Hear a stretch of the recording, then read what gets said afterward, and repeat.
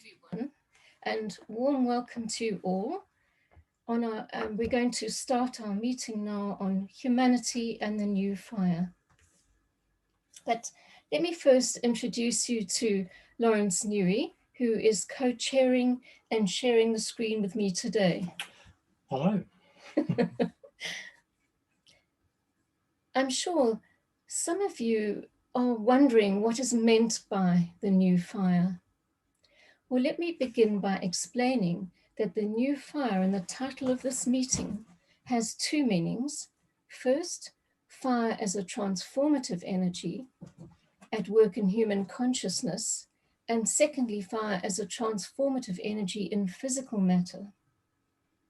So Alice Bailey's A Treatise on Cosmic Fire explores the nature of fire in great detail, and so does Helena Blavatsky in The Secret Doctrine. Here she describes fire as the most perfect reflection in heaven as on earth of the one flame. It is life and death, the origin and the end of every material thing. It is divine substance. Another very helpful definition was given by the astrologer and philosopher Dane Rudhyar, who simply states, fire is the release of spirit from material systems.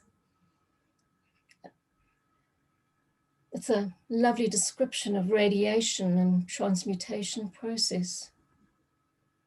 So we'll be considering these definitions of fire in relation to humanity and the modern world, the fire that science terms electricity, which is the basis of consciousness and the driving force of modern society.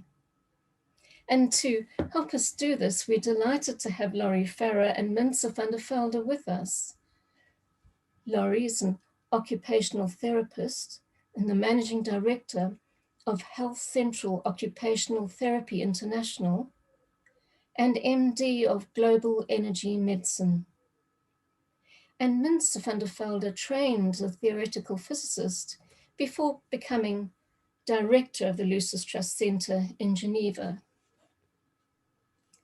So in the first half of the program, Laurie will be discussing electromagnetic radiation as the basis of life, healing, and connectivity, and some of the new research in the field. And in the second half, we'll be looking with Mintze's help at the discovery by a small team of scientists and engineers at the way electricity behaves under the right conditions. So rather than acting as a disintegrating force, a destructive force as we normally think of it, it acts as an integrating force, a self-organizing electrical fire that has astonishing properties on its surroundings. And we'll take a look at a video of this groundbreaking experiment and discuss how transformative this all might be for human civilization. But before this, let's look at the connection between the fire of consciousness and the fire of matter a little more. So here we might first consider the simple basic law, energy follows thought. For humanity's overall state of consciousness has a direct effect on the physical environment, with nature responding to the quality of the collective thought life. And scientific discoveries provide a remarkable indication of the state of consciousness that humanity has achieved in the evolutionary process and its relationship with the lower kingdoms of nature. An example of this can be seen in the pioneering work of Ernest Rutherford, the father of nuclear physics, that led to the splitting of the atom in the late 1930s. This was a hugely symbolic event that marked the end of one era and the beginning of another.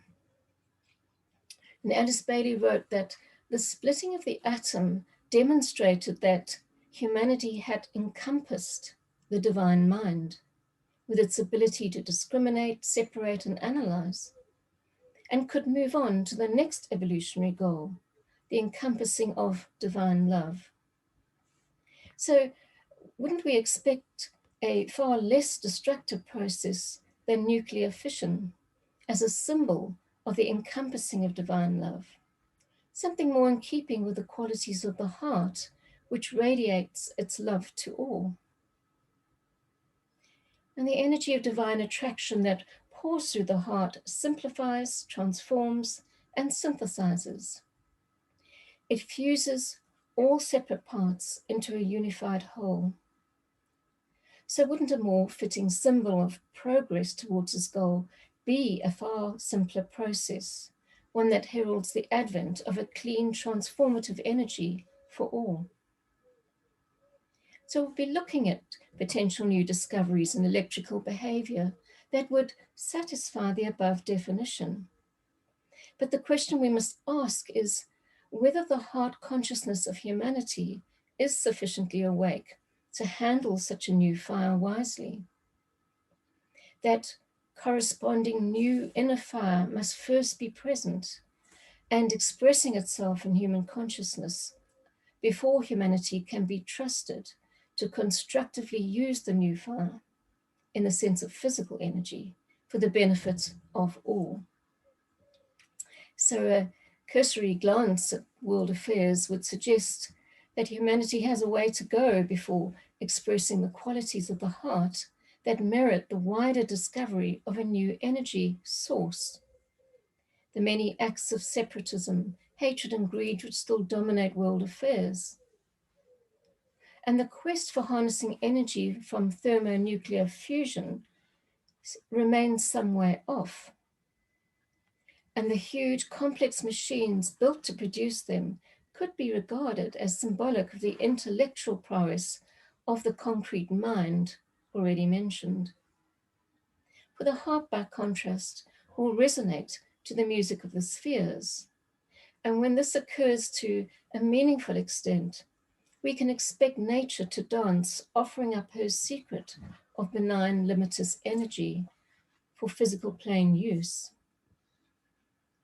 So what of a new fire in human consciousness? What new energies are circulating in the energy field? Of course, there are all kinds of new energies in circulation, as anyone who studies esoteric astrology and psychology will know. But one of the most significant in recent times is what's been referred to as the Shambhala fire.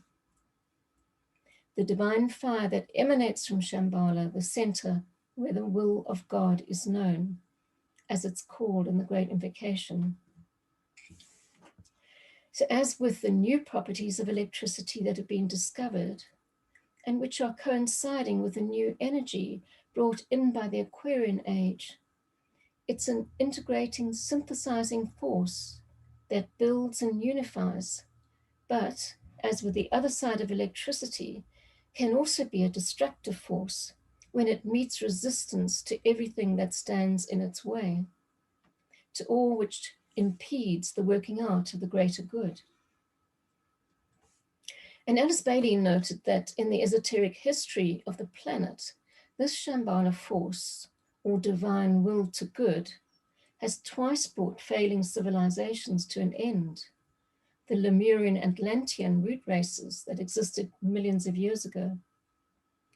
On the other hand, it stimulated the spark of mind, and out of the animal kingdom brought about human evolution through the gift of self-consciousness. So the Shambhala force was planned to directly impact human consciousness twice in the last 50 years.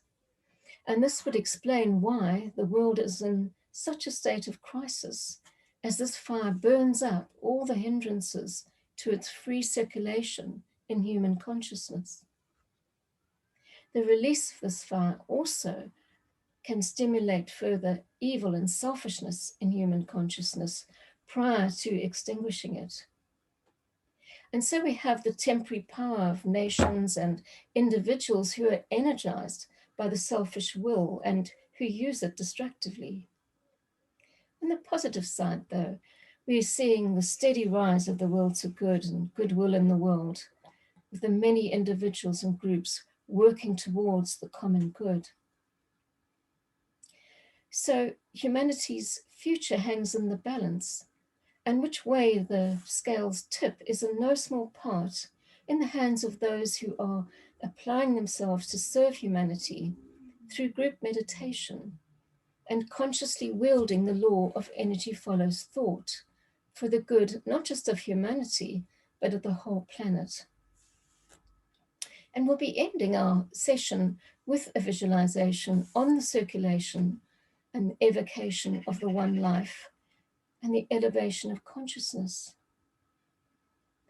And the Shambhala fire expresses itself through such groups as the will to good and scientific advances, including the use of electricity, confirms that this will to good is having a beneficial effect on human consciousness.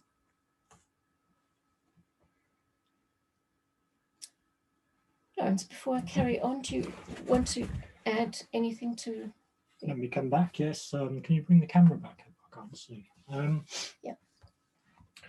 The only thing that I was going to mention is, as we go into this conversation, is that from what you were saying in your introduction, fire is very much presented as a substance. And indeed, it was looked upon as a substance long ago, right up to the 16th and 17th centuries, when it was called things like caloric and phlogiston. But now, of course, with modern science, it is not a substance, it's a process. And it's simply matter in motion, basically. So as we go through the conversation, it's good to think through those two different definitions of fire, because with the advances science has made, it reveals much truth to us, but it tends to reveal with one hand at the same time as it further conceals with the other. Thank you. Well, before we start our discussion with Laurie, let's just read a short quote from Alice Bailey's A Treatise on White Magic. I'll read it out aloud and then we'll just reflect on it for a minute. We shall see each other and all forms of divine manifestation as light units of varying degrees of brightness, and shall talk and think increasingly in terms of electricity, of voltage, of intensity, and of power. The age and status of men and women in regard to the ladder of evolution will be noted and become objectively apparent. The relative capacities of old souls and young souls will be recognized, thereby re-establishing on earth the rule of the enlightened.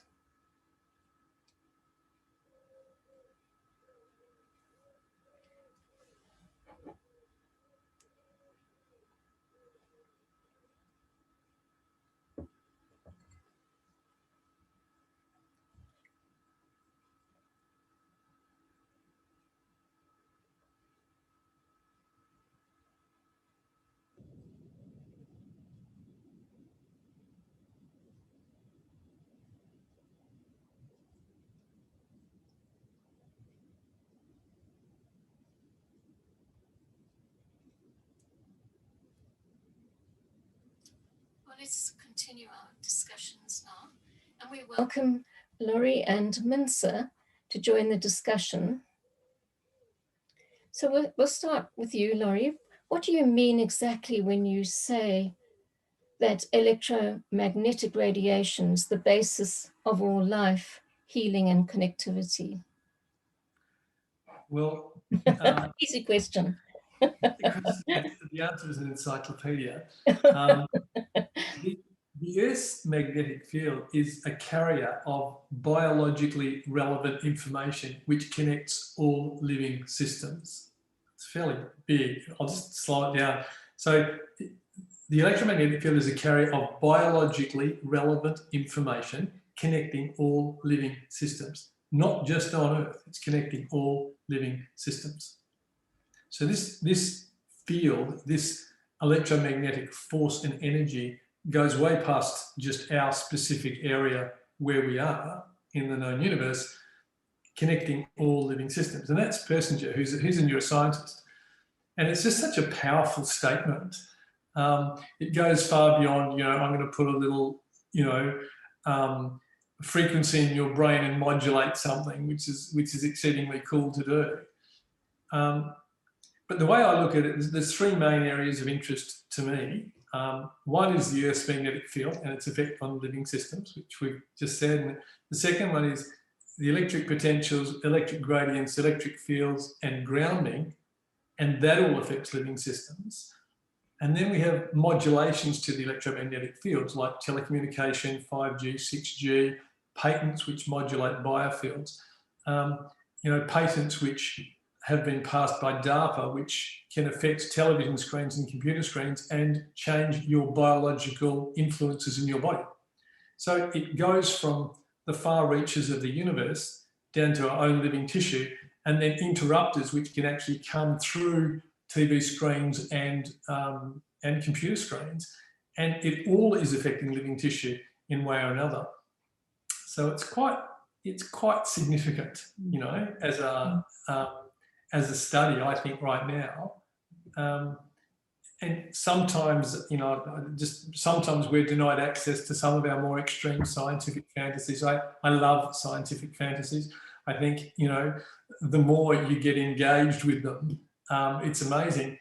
Others appear to be brought into reality at this time for our engagement and our understanding and our growth, and that aids in the revelation of the presence of the new fire, which we've been talking about. And I think that's what Mintze is doing with some of his work, which is unbelievable. The work we're doing with bodies is quite unique now. We know that when bodies have things like rheumatoid arthritis, which is, a significant debilitating condition, there's been some research that suggests that instead of being an autoimmune response, which doesn't really mean a lot, that it's actually an engagement of the lymphatic system, which produces too many T cells, and the body's under load from a virus, and it produces things called TFNs, which is toxic neurotrophic factors, and they're affecting the vagus nerve. So one amazing company in America has produced a little transistor, very, very small, and they put that on the vagus nerve, and they actually implant it on the vagus nerve. And they've had a whole lot of people who were unable to walk and who'd had methotrexate and all the normal treatments. And by modulating the signal down the nerve line into a more harmonious signal instead of a discoherent, disharmonic signal, within 42 days, all of the participants were riding 20 kilometres. Now that's just amazing. And no side effects because it's modulating electrical signals. So electrical signals are probably, they're really quite amazing.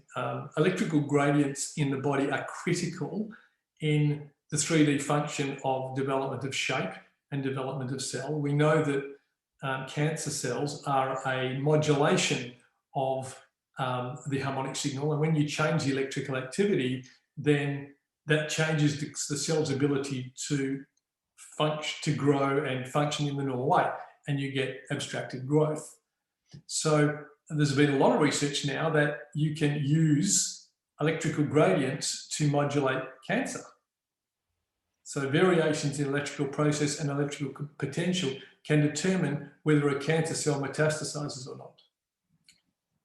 Just wonderful. That's very interesting from the physical perspective. Presumably science sort of understands that we are electrical beings, and so it's to be expected that we are going to be affected by electrical signals.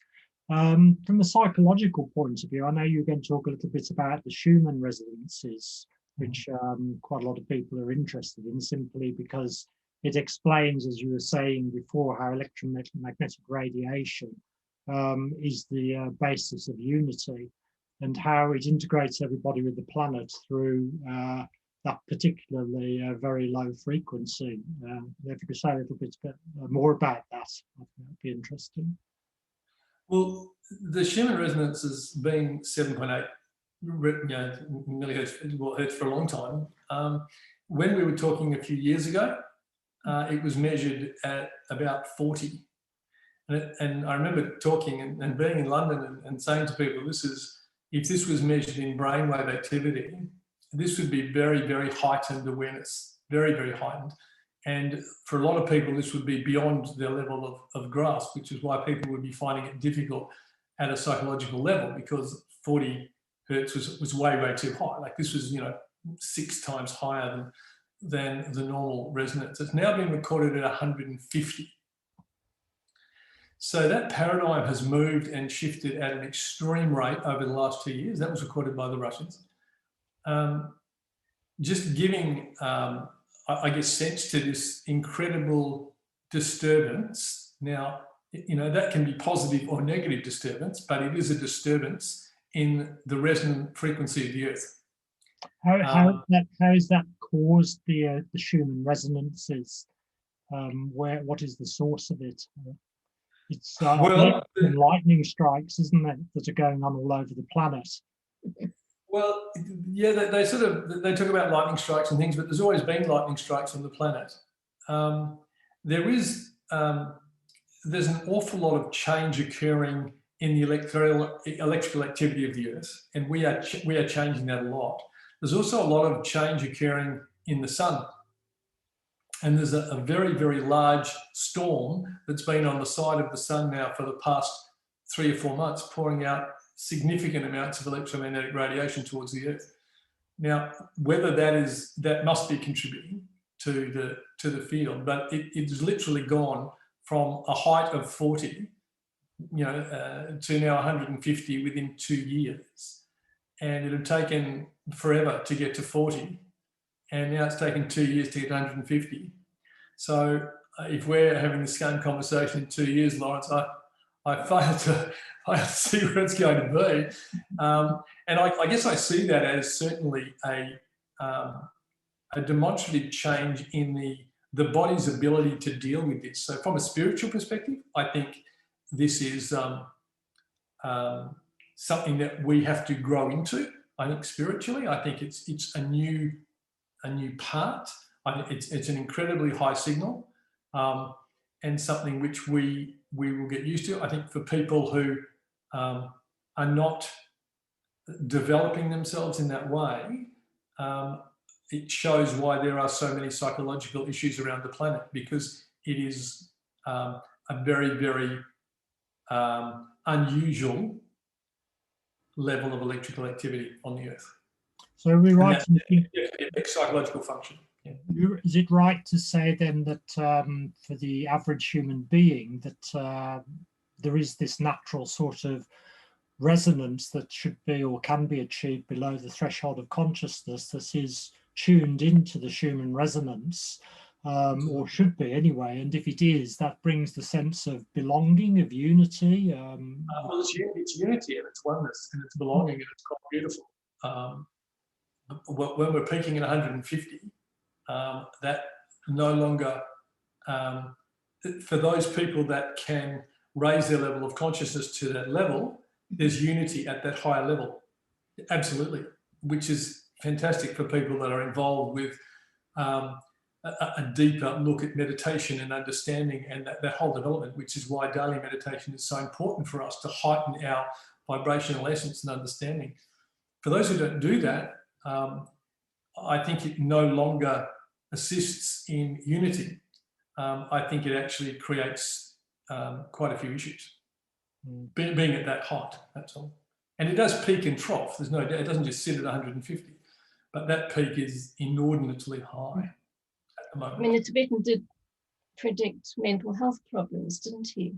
Well, that's yeah, it's all part of it, really. Well, it's all part of what's happening on the Earth.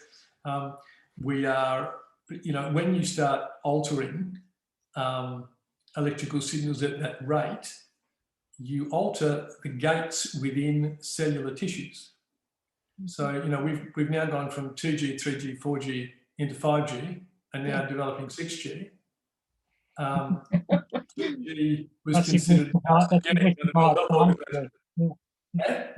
That's if we survive 5G. I know there's a good the interesting thing is, what they're saying, what they're saying with 5G is 5G doesn't go as far into the body because it's a very, very broad signal. And so you'll have to have antenna every 100 to 150 metres in every street all over the world. Otherwise, the signal won't get through. It doesn't get through buildings. So it doesn't get too far into the body. It just hits your testicles and your brain and your eyes. So it's okay. And then, combination.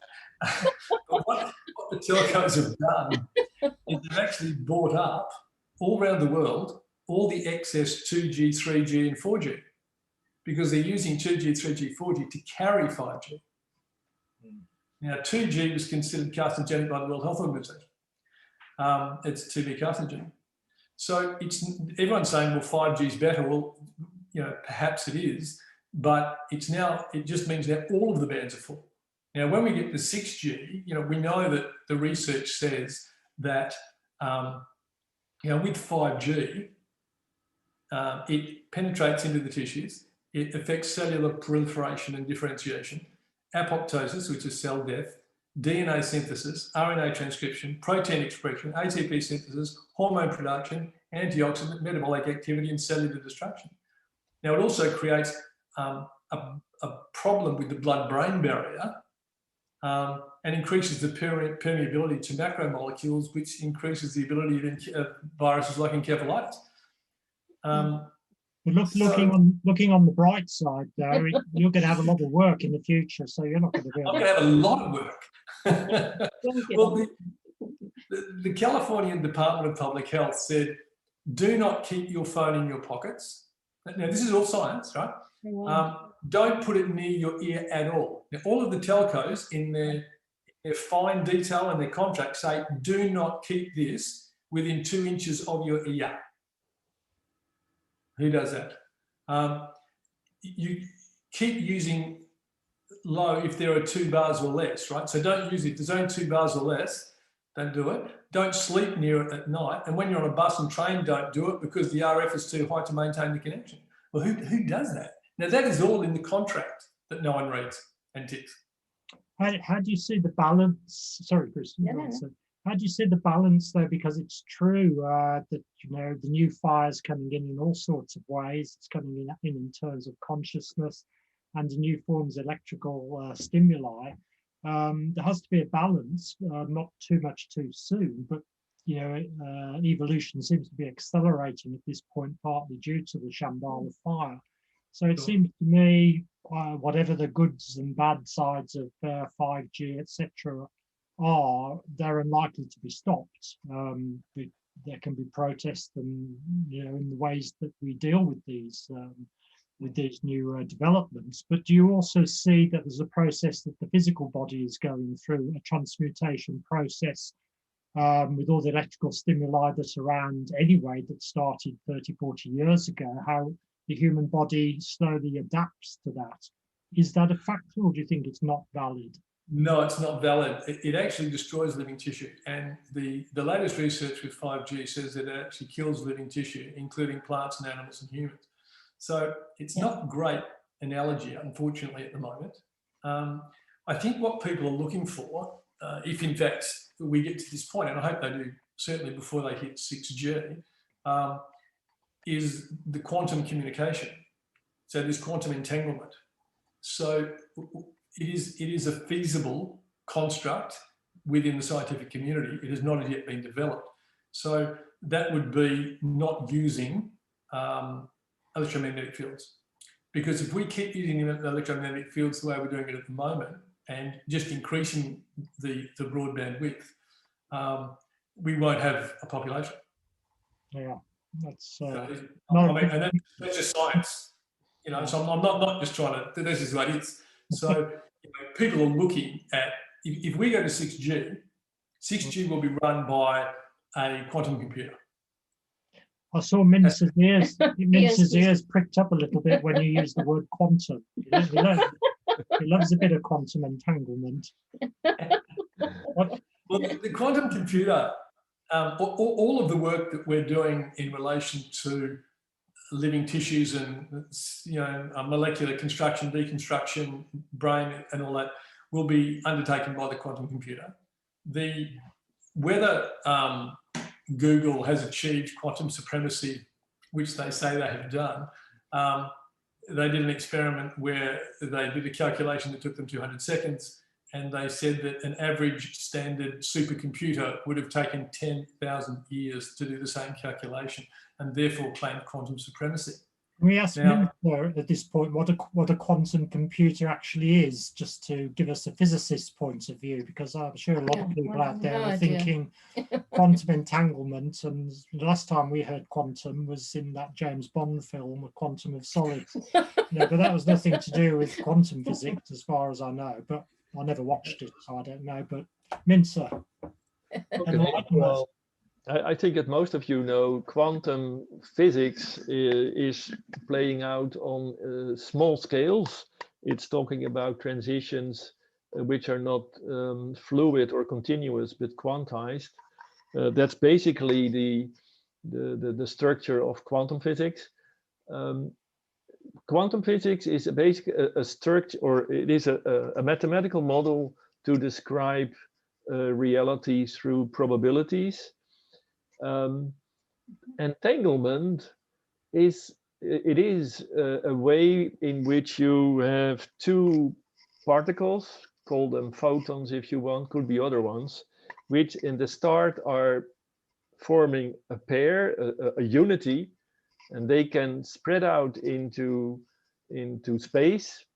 And when one of the features of quantum mechanics is what they call measurement. So you are going to measure if your photon is polarized in one way or not. Polarization is something you know of. If you have your Polaroid sunglasses, that's just light can be polarized in one way or the other. So photons, which are related to light, can be polarized. So what they do is they measure the polarization of one photon, and what is found is that immediately, and when I say immediately, it's instantaneously, we know that the other photon has the opposite polarization. Now, physically, I mean, in classical physics, that's impossible, because the information between the two photons should be transferred by something lower than the speed of light. This is where you come into a little bit of trouble in the standard model which we have in physics nowadays. Entanglement violates the idea that everything should transfer lower than the speed of light, and this is where this quantum computing comes in, because there things are almost really instantaneous. That's what I feel.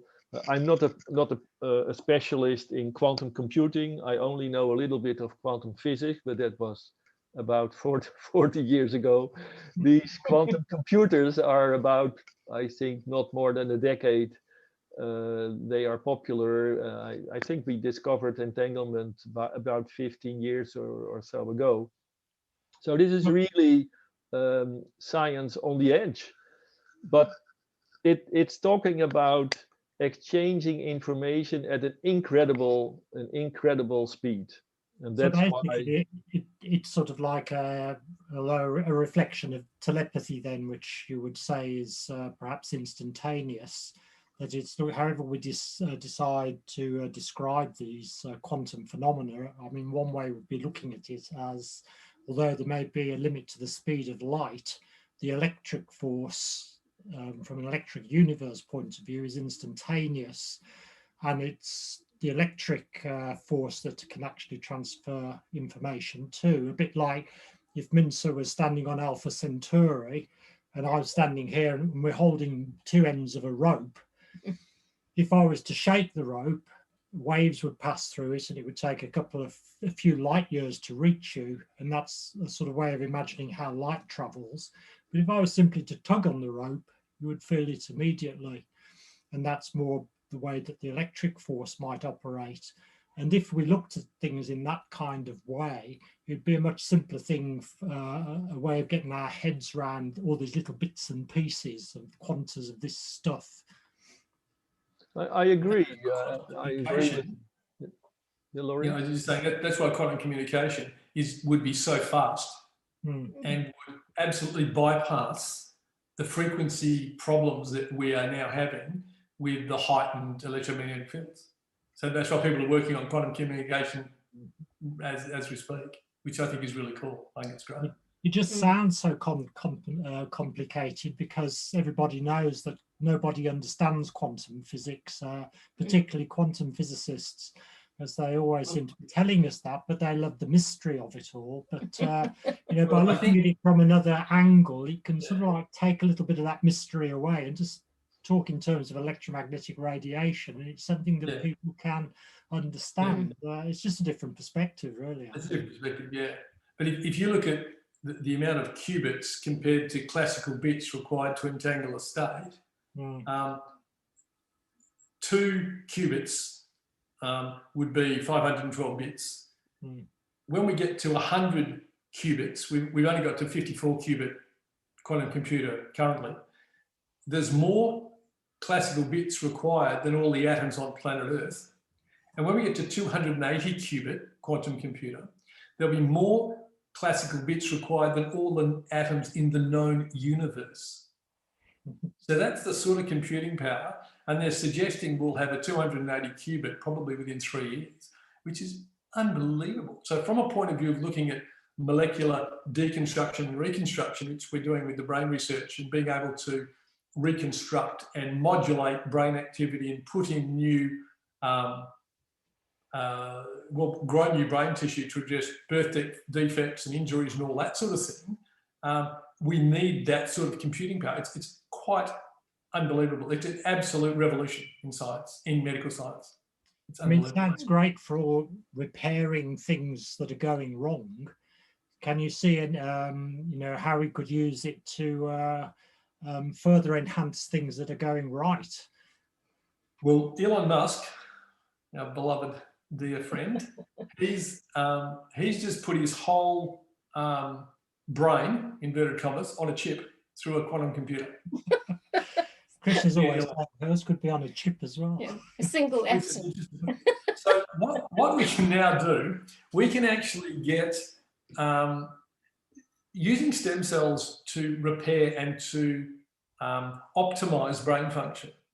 Now, your brain is quite an incredible little piece. When in the fetal state, when a child is growing in utero, it grows 250,000 cells, neurons per minute. Right? That's just unbelievable.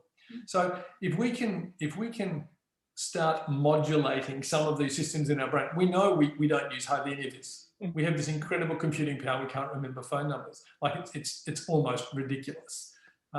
So we know we can actually produce crystals now in a lab, and within those crystals, we can put 8 billion iron atoms. And then we can put those in stem cells, and then using an electromagnet, we can drag those stem cells to exactly where we want them to be. Because within the brain, they have their own electromagnetic field, and when you put a stem cell in, what it does is it follows the line of the electromagnetic field, so it moves. And that's why they're really hard to do within brain function and brain tissues, especially with rats and mice, where we do all our basic study. So when you do it with these new crystals, which have 8 billion ferritinins in it, you can actually move it with an electromagnet and keep it in situ exactly where you want it to be. So that can change. You know, there's been some research where they've just injected astrocytes, which are the cellular structure holding the brain together. They've injected these with a specific chemical, and they are now producing dopamine and stopping Parkinson's in mice straight away. You know?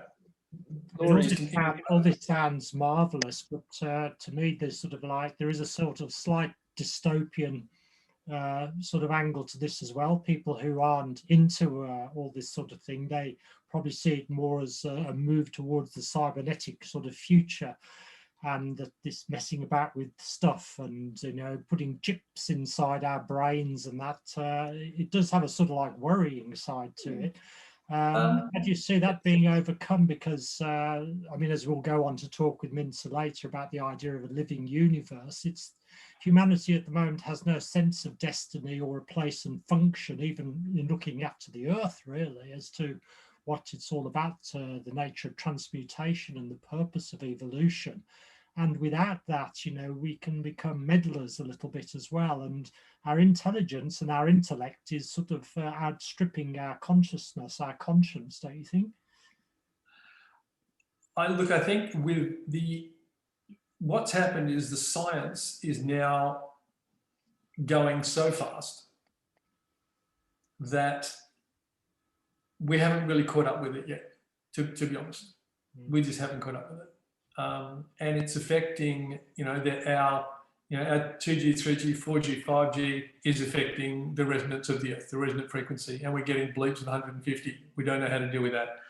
There is so much stuff that we need to look at from a scientific point of view. You just hope that people with wisdom and some understanding of, unity and love and light get behind some of these experiments, because the ability of it to become dystopian is correct, no doubt. And like to buy a quantum computer, to build a quantum computer is $500 million, right? I mean, like, so what? That's really not a lot of money these days. And there's going to be lots of people who will be developing their own quantum computer.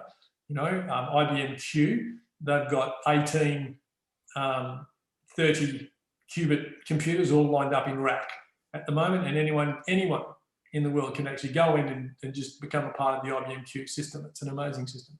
May I ask a question on this? Laurie, we all know that if you read The Secret Doctrine, even though it's a difficult book, it describes that in Lemurian times, or in times even before, things did go a little bit wrong. They didn't go according to plan because we were fiddling with the force. Yeah. Don't you think that there is a risk we are repeating that same thing? I like the technical things, which are beautiful, but if you are talking about stem cells and changing and putting computers in that and things like that, then there are a certain kind of red lamps blinking. Didn't we do that before? I mean, in other circumstances, but you see what I mean? Oh, no, look, I understand exactly what you're saying. And I think, and that's why I said, a few minutes ago, I think, I just hope that people with some heart and some understanding get behind the research that's out there, because fundamentally, creating cyborgs and creating this whole dystopian thing, and cloning and all that is all sitting there. Molecular degeneration, regeneration, that's there. We can do that, in form. We can change your brain so that you are a superhuman. We can do that right now. Now, is that a good thing? Not really. But what's Not good right. in one sense, you'd say that you and I and Mintze and Chris and everybody who's watching now, we're in a form of quantum entanglement. And the resonance that we are working with is an uplifting one. So I think it shows that the good side of this, for instance, is what frequency you're working at. And when you're developing the right resonance, it can permeate the whole human consciousness and lift it that little bit more. And that's sort of one way of looking at service meditations. Well, that's what I was saying before. The fact that, those who are in the space, who are meditating and involved at the level of people within the arcane school, etc., who are heightening their vibration, we're helping the vibration of the earth and outside. I mean, we're linking, we're helping that vibration. It's a beautiful thing. And we're actually connecting. And the connecting isn't just the electromagnetic field. The connection is what we're thinking. It's the information that's connecting us together as a group globally. Right, which is wonderful. So we become one body, which is unreal. To bring the rest of humanity with us would be really good. Do you know what I mean? I think there's lots of different groups around the world who are doing this, and I think it's a beautiful thing with all of our brothers and sisters. But unfortunately, there's a lot of conflict within that space. There is smog. Electromagnetic smog, and there's lots of distortion of the electromagnetic field from a conscious point of view and also from an electrical point of view. And that's where, our meditation, our daily meditation and our group meditation, and knowing that we're doing it globally, is the most important thing we can do. Oh, that's fantastic. Yeah, thank you so much, Laurie. Do you want to say something quickly? I was just going to say that what is good about technology as a symbol, because Chris was talking about symbols in her talk about the symbolism of nuclear fission, which represented the prowess of the intellect, and how we're looking towards the gentler sort of nuclear fusion to be symbolic of the development of the heart. If we were to look at the internet and the electromagnetic communications that are going on now all over the world, and we looked at the light side and the dark side of the web, it very much is like the humanity, the world man, with the enlightened side of the brain, of the mind, and the dark side in juxtaposition. It's like the angel of the presence and the dweller on the threshold are standing there side by side. And it's for humanity to make the collective decision as to which way we'll go. And now is such an important time on our planet that perhaps we should expect no less than this enormous crisis period we're going through. And to be actually alive in this time is there'll never be a period like this again, where so much depends on the people who know something of what our destiny is supposed to be. And I think that motivates us all the more in our meditations and our service work. Yeah, I think a lot of people do understand that this is a crisis that is positive, actually.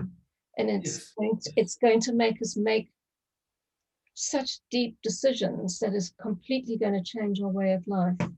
And it's, it wouldn't have happened even a few years ago, I don't think. It takes something really extreme sometimes to awaken that.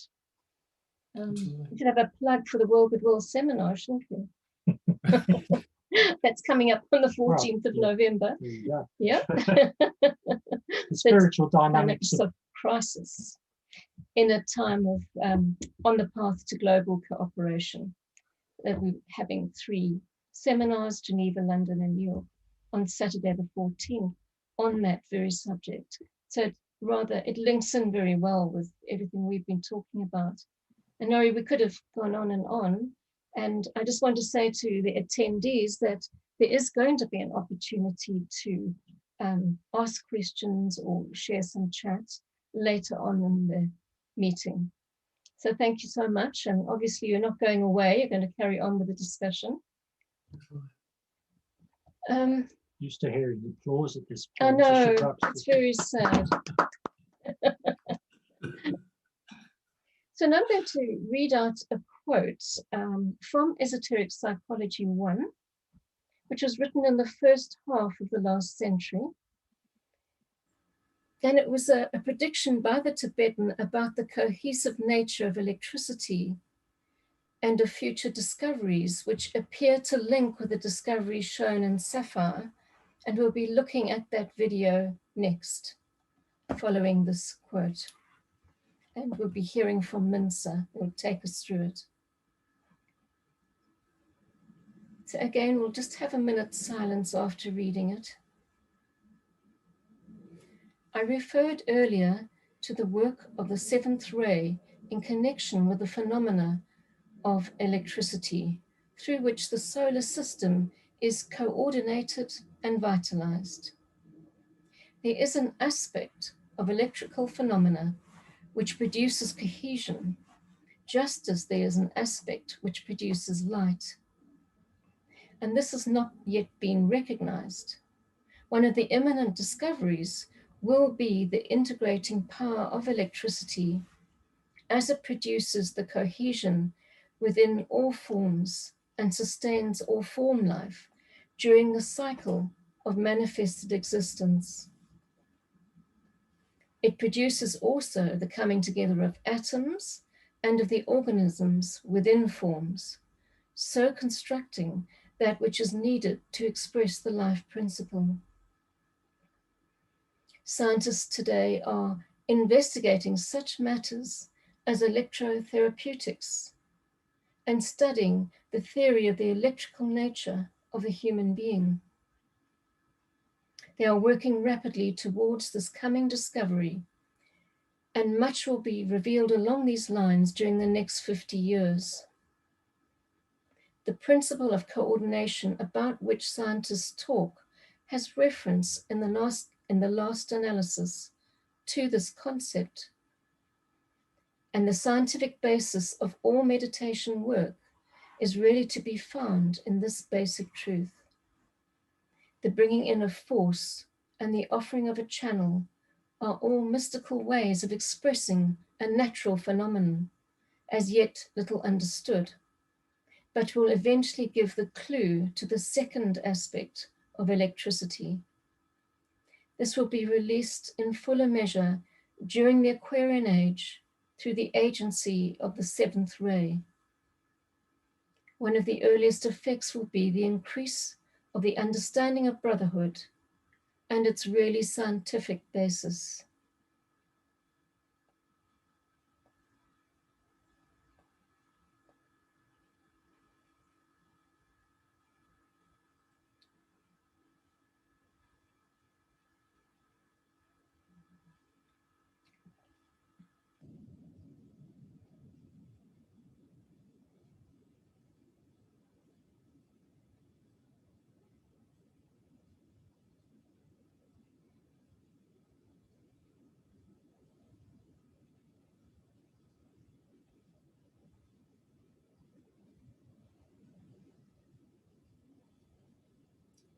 Quotes that prophecy was made in the first half of the last century. So now I think we should go straight into viewing the video clip of the Safire film. Florian, can you put it up on the screen?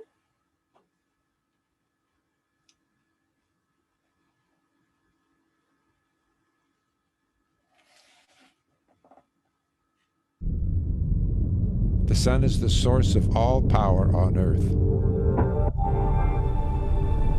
The sapphire sun generates energies comparable to the sun's photosphere.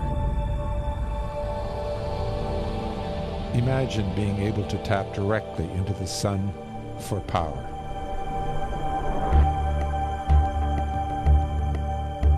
The Safire technology was designed and built to replicate the atmosphere of the sun in a laboratory on Earth, and to test the electric sun model. These are the factors we control. These are some of the things the Safire Lab is now capable of.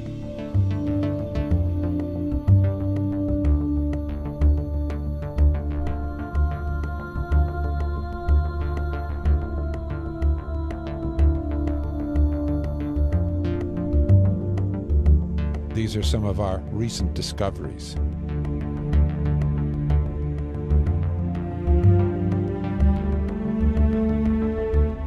In our tests and experiments, we have found no disparities with the electric sun model. In fact, all the evidence to date indicates that electricity is the primal force in the universe.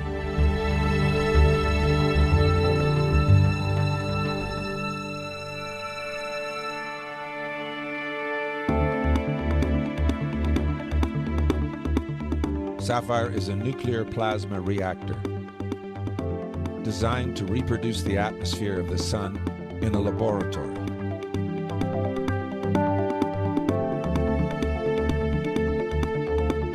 A wide array of instruments provides real-time data of the chamber conditions, allowing a level of control not available in most reactors.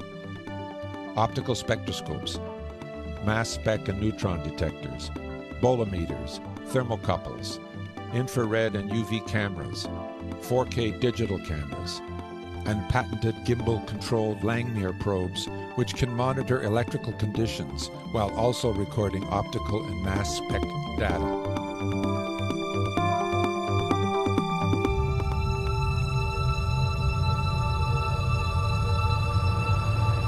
Bring the chamber down. Telemetry can move the Langmuir probes throughout the chamber, accurate to within 0.02 millimeters. I bring your power back, your voltage back. All data is sent to the SAFCON control, where it is captured and cataloged for later analysis. Okay, let's bring it back up. You're almost there. Yes, 20, 30. 20, 30 seconds. Go to the second button to the left, up top. The Safire team has discovered the key to obtaining and sustaining high-energy plasmas. Safire can create, control, contain, and repeat any number of plasma regimes. The hot plasma self-organizes and develops its own electromagnetic containment field. How does it work? We introduce hydrogen into the chamber. The anode is a metal alloy. The power going in is electrical. The reaction produces high energy levels, which translate to thermal heat. The heat creates steam to run a turbine to generate electricity. The hydrogen can be reused. The output is electricity, the majority going to an external grid, and the rest routed back to the power input. To date, after the reactions, all measurements and analysis show this to be a clean process, producing no negative radioactive side effects. In fact, note that nuclear radioactive materials are not required.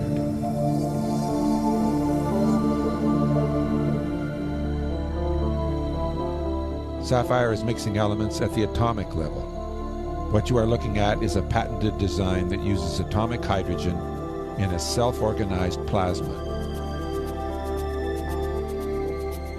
The atomic hydrogen interacts with the other elements in the chamber, causing nuclear reactions that are transmuting elements from one to another. And these are the elements that Safire produced as a consequence of the nuclear reactions.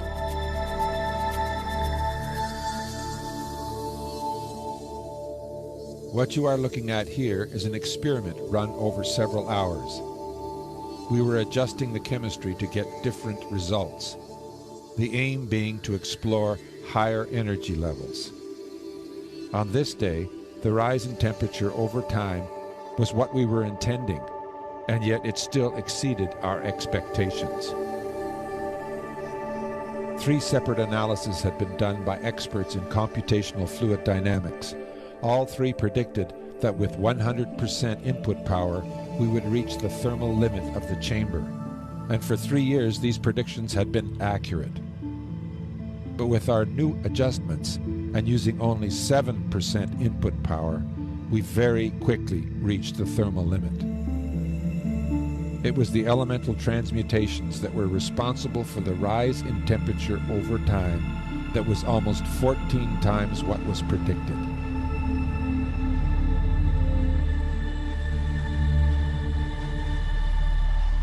The tokamak and ITER reactors draw many millions of watts of power in an attempt to contain collisional plasmas to obtain fusion.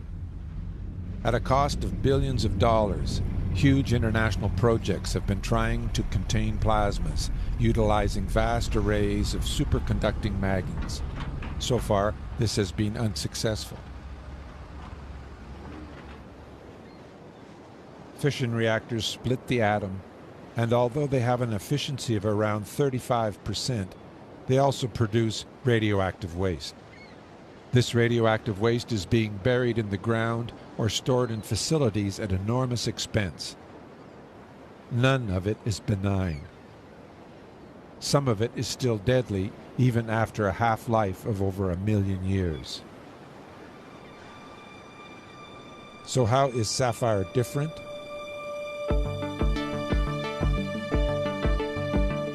Self-organizing systems are a natural process occurring throughout nature. Safire forms its own electromagnetic containment field into a self-organizing high-energy plasma. And unlike fission reactors, Safire is stable, controllable, and has no environmentally dangerous or detrimental side effects. It uses hydrogen as the primary catalyst, the most abundant element in the universe.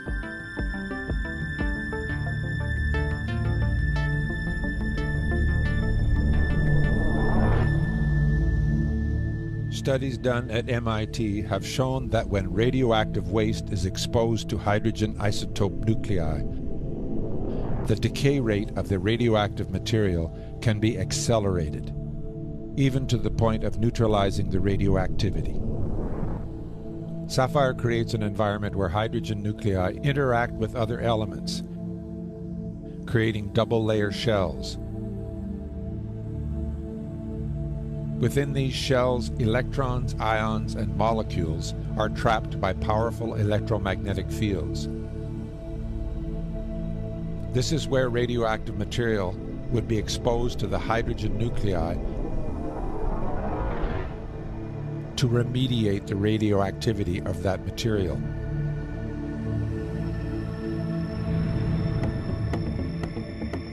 Safire can also use radioactive materials as fuel. Elemental transmutation will remediate the radioactive waste back into base elements and render it benign.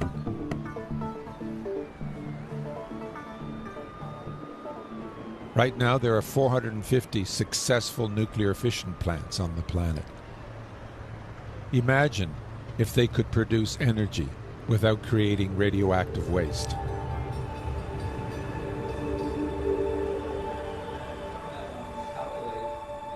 Safire is an international team, which has been collaborating with individuals from Orion Energy, Lockheed Martin, US DoD, Los Alamos, Lawrence Livermore Labs, Space Propulsion Consultants, the University of Toronto, and many more.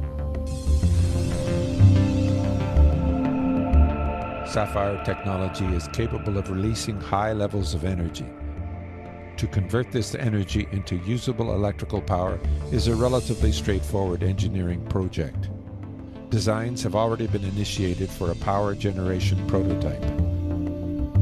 Orion Energy will commercialize the Safire technology into 3 key markets: clean energy production, heating, and remediation of nuclear waste.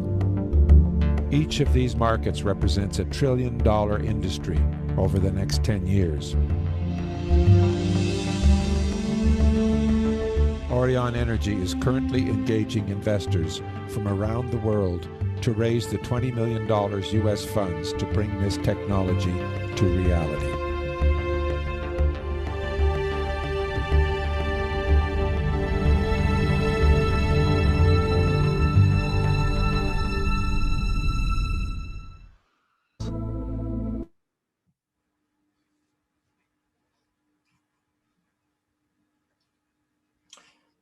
I think that's quite a remarkable amazing. video, and Mintze will give us a little bit more about the history of it. But I think what was the most interesting, apart from the prophecy we saw unfolding before our eyes there in a self-organizing system, electricity actually with its tremendous energy creating concentric rings of containment and transmuting elements, which is the fundamental reason for being an incarnation.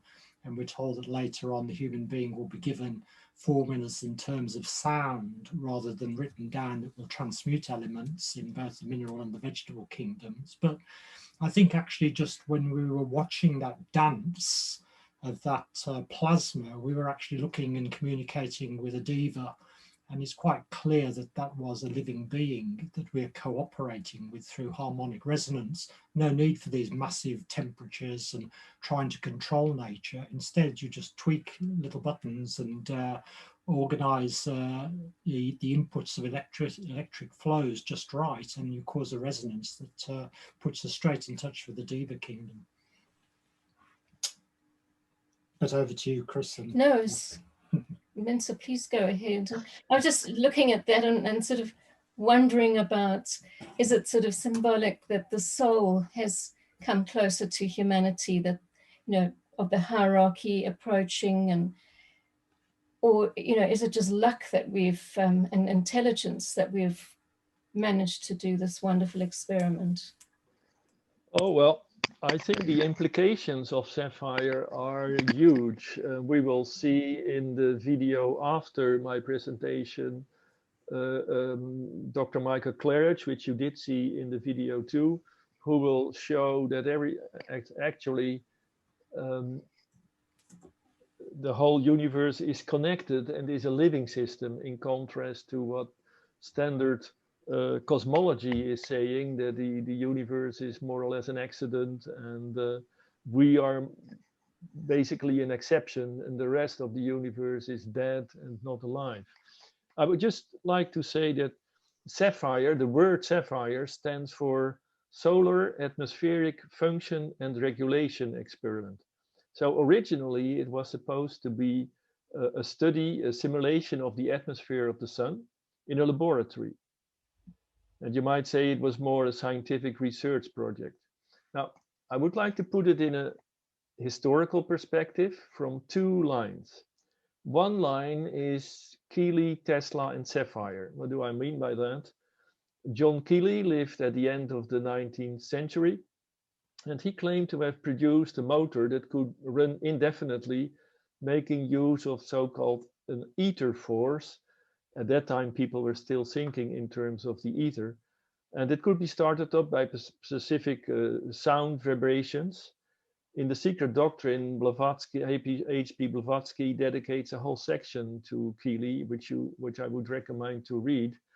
But she also hints on the fact that humanity at that time was not ready for the release of such type of energy. Now, about half a century later, we have Nikola Tesla. Most of you will know about him. He was known for a lot of inventions which are related to our daily electricity as we use it, but he had also a couple of projects which could, again, produce energy, so to say, out of the air.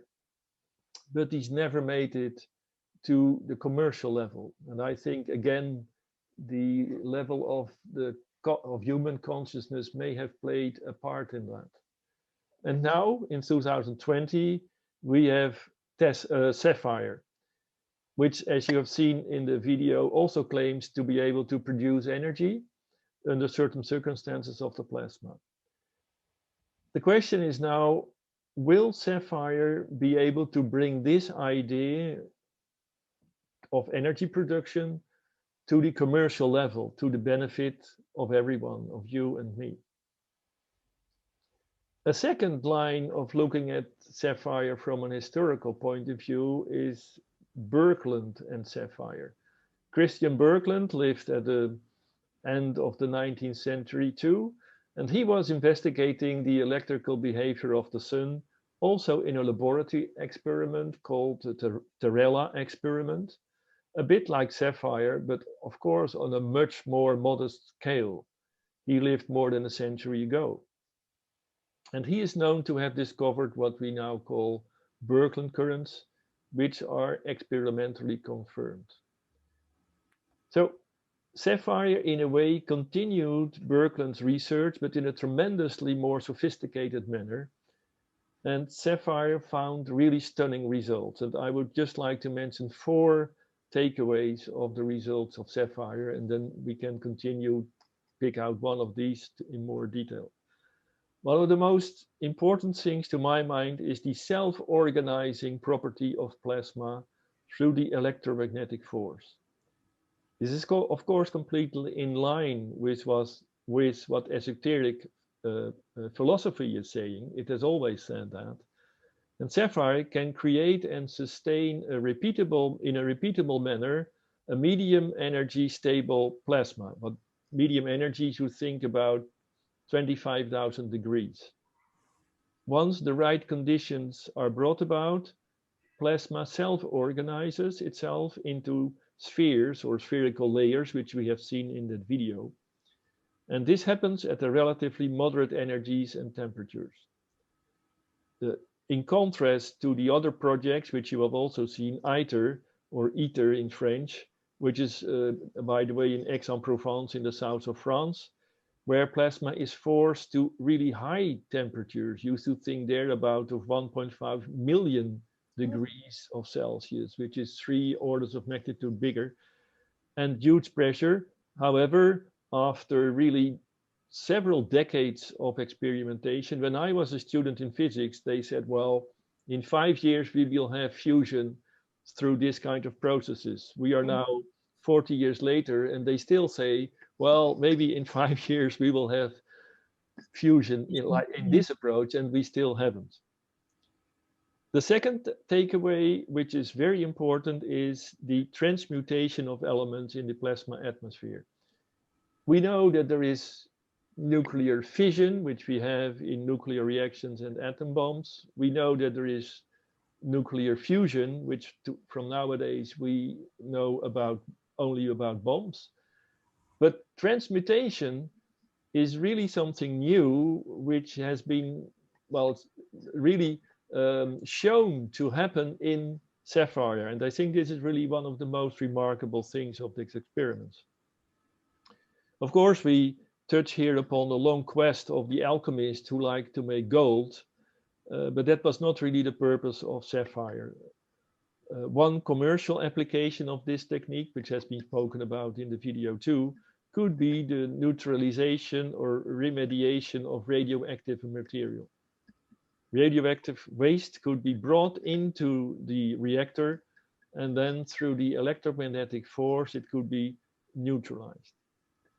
The third takeaway, which was clear from the video, is energy production. Langmuir, a biologist, had already predicted a long time ago that if you combine hydrogen and make it interact with tungsten, tungsten is a metal which is in the sapphire anode, that's the pole in the middle of the reactor, it will interact and it will create energy.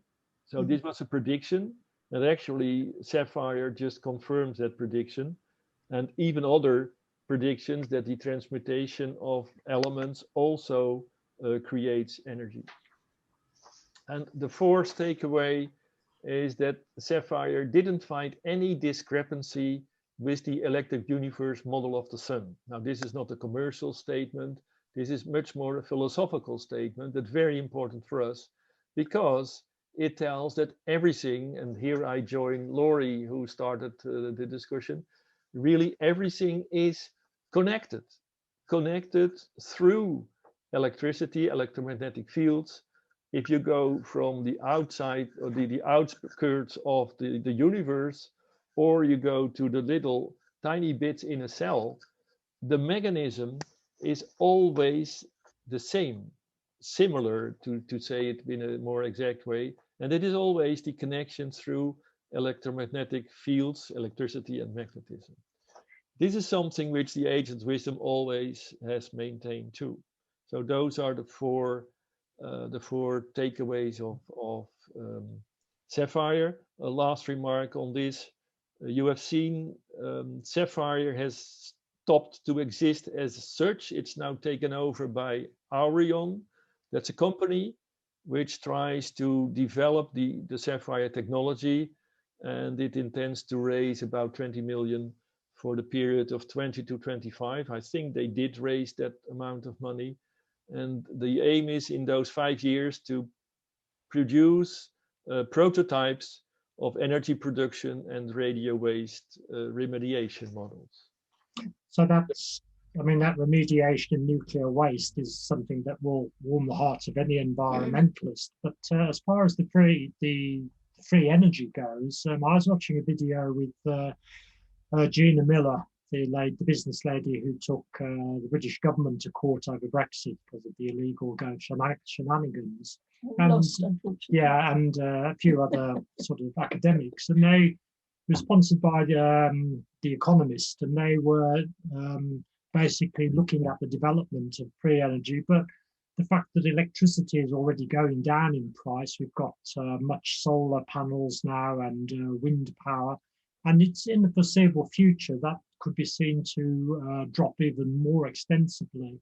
But what they were saying is that it's not necessarily all roses, because as for instance, in India, when all the farmers were given free electricity, what happened was that they over-watered the land, and they really interfered with the water table.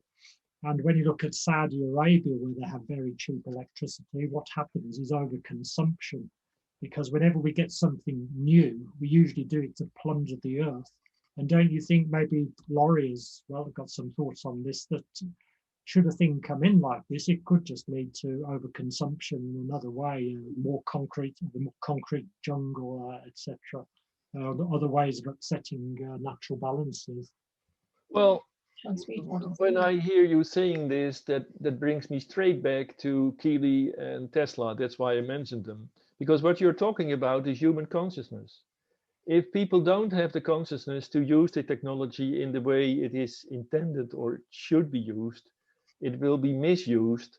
And the potential of misuse at the moment is still huge. So it's a really important question which you raise. Are we ready for this kind of technologies? Just to be clear, this kind of energy which you would get from, suppose that Safire will be ready in 5 years, at the prototype in 10 years, with a module which does produce energy. Then you should think of different modules. You can think of modules which would power a whole city, but you can also think of a module which you put in your car, and it could power your car for free.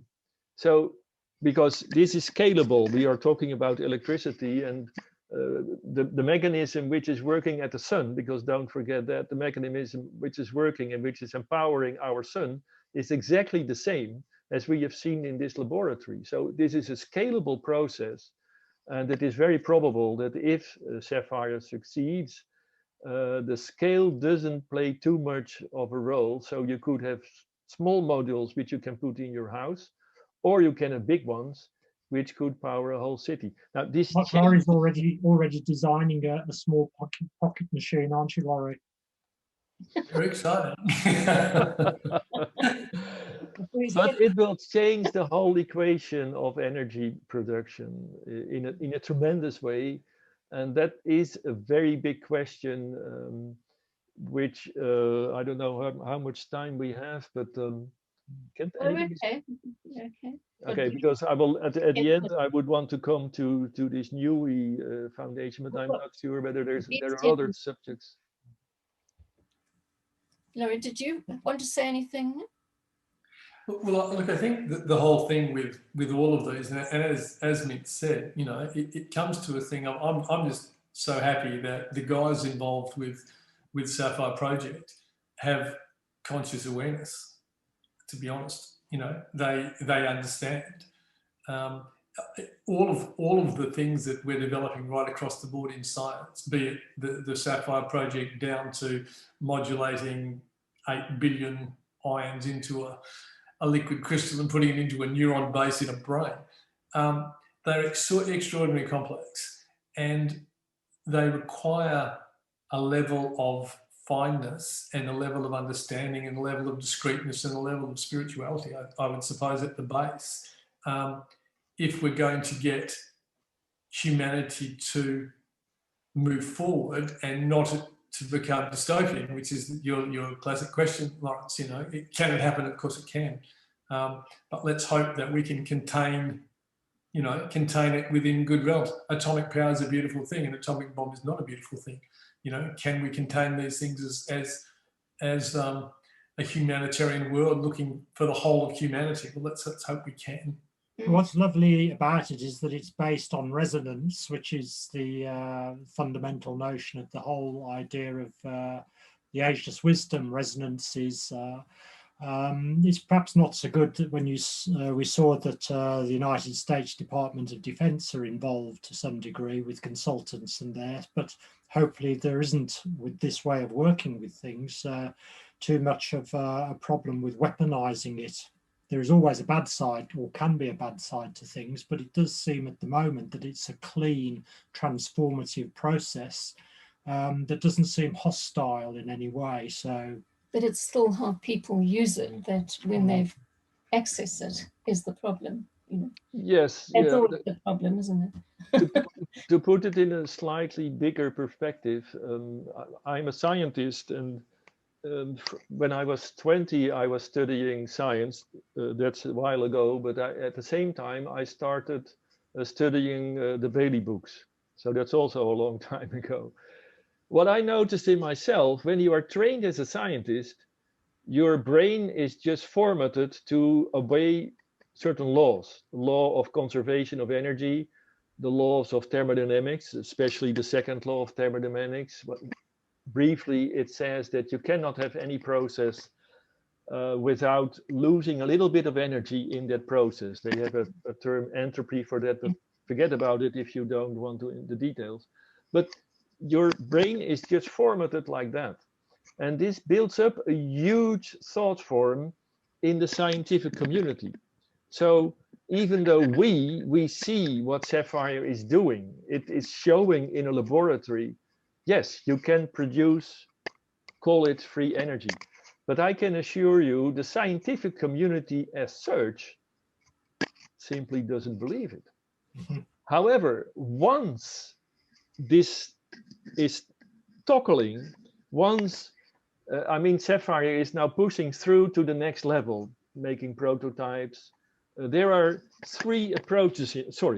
There are three approaches in when you talk about free energy, because let's be clear, Safire is one project which claims to be able to produce free energy. There are dozens, if not hundreds, around floating around in the internet, which you can see, claiming free energy available. Now, I will show you later on a slide of the NUI Foundation. That's a foundation which has taken those claims seriously, and they have investigated, okay, are these claims true or not? And this is done by a person which is called John Cleese. He was a long-time collaborator of the British Secret Service. He is a mathematician, and he has the best tools available to measure energy production. So it's the best tools you can imagine. He goes to the guys who claim, oh, I have a machine that can produce energy.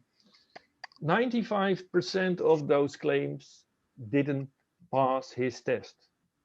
But 95 means that 5% of his claims do pass the test. So Safire is one of them. Well, he didn't test Safire, but it's one of those projects where you can get energy for free, just to make it simple. But there are many others, about a dozen. Now, that means that we can show in a laboratory, we can produce energy, and still the scientific community will simply ignore it. And I can totally agree or feel how it is, because I myself, the first 20, 30 years when I was a scientist, I wouldn't simply believe it. Later on, call it an expansion of awareness, if you want, or an expansion of consciousness. Yes, I understood that what the Tibetan is writing is simply true. We are interconnected. We can produce energy out of the air. I have a slide. Florian, can you put on that slide which the quote of Cosmic Fire?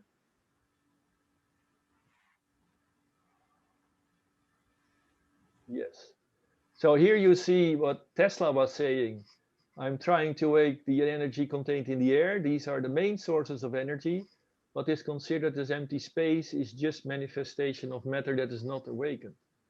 And then I let you read yourself in a minute or two what the Tibetan is saying, which is basically the same.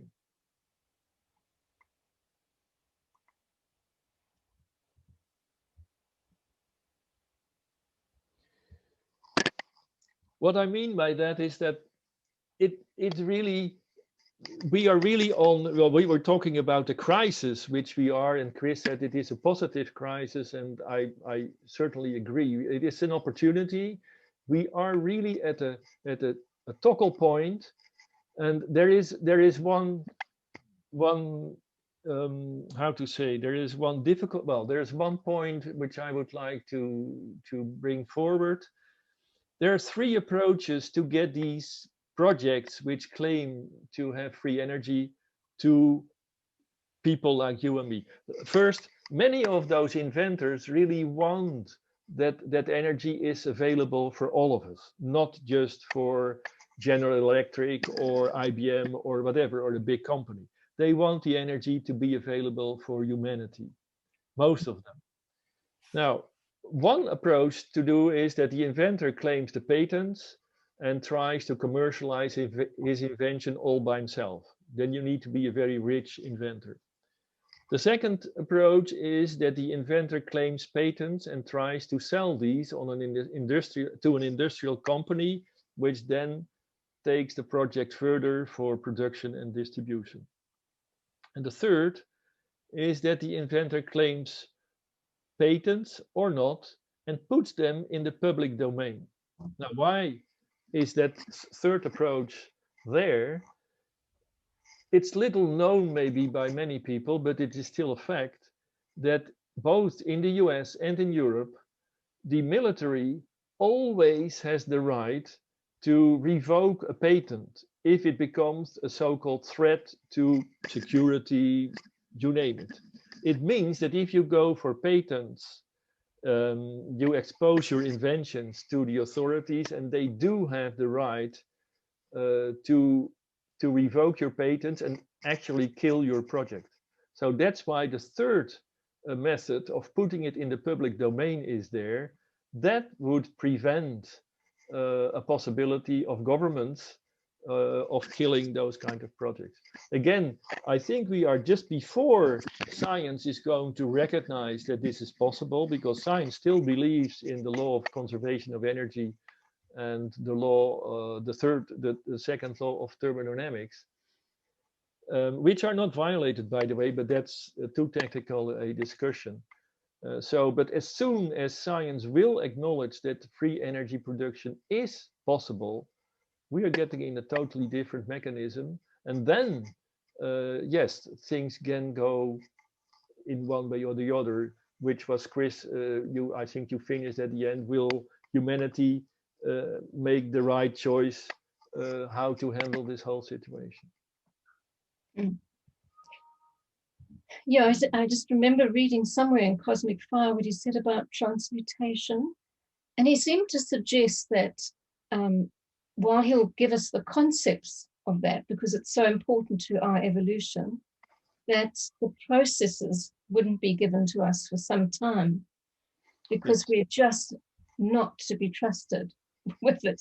So the question is, you know, have we reached that point that we can be trusted and it'll go ahead, or well, is it a good thing when we've got the environmental crisis at the moment? Perhaps we should learn from that, because humanity at the moment has got a perceived common enemy, and that's forcing us very slowly, maybe albeit unnoticeably to some, but it's creating a different attitude towards the planet. And maybe it's better for us to go through more crises like this and to start living more in harmony with the planet, rather than just be given this free energy where we can go and be as reckless as we want, it seems.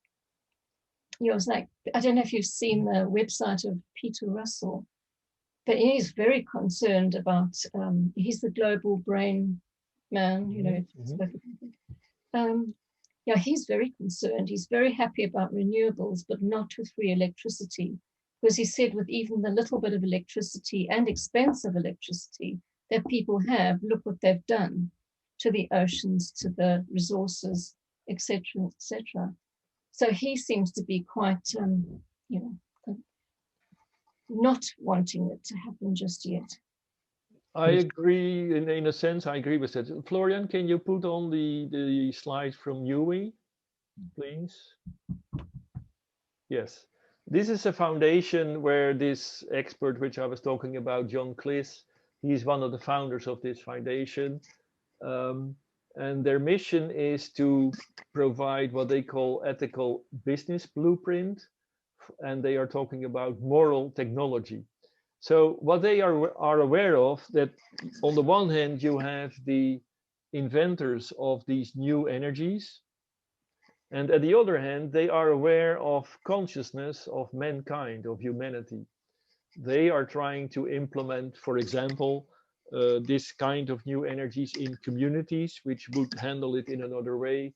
They don't have a fixed or a clear solution to the problem, but they are very aware of the problem itself, that you cannot just create free energy and throw it out in the world, because that's not going to work if the consciousness of mankind isn't ready for that event. And I think it's a very interesting organization. Florian, can you put the next slide on, please? That's a similar foundation which is related to New Way. It's the New Energy Movement.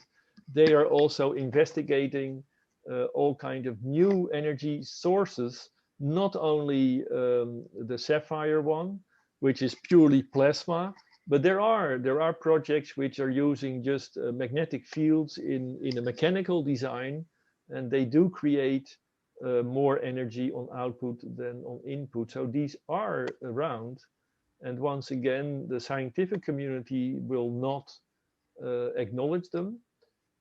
But and this is another important thing which I want to mention. I mentioned you Keely, Tesla. Those were individuals, just one individual in a time frame. Now we have about a dozen of individuals together, which are producing and showing these inventions. And we have in Safire, for example, a whole group of people who is pushing this forward. So maybe, who am I to say whether it will succeed or not? But maybe we are a step further than at the time of Keely and Tesla. And can we push this through?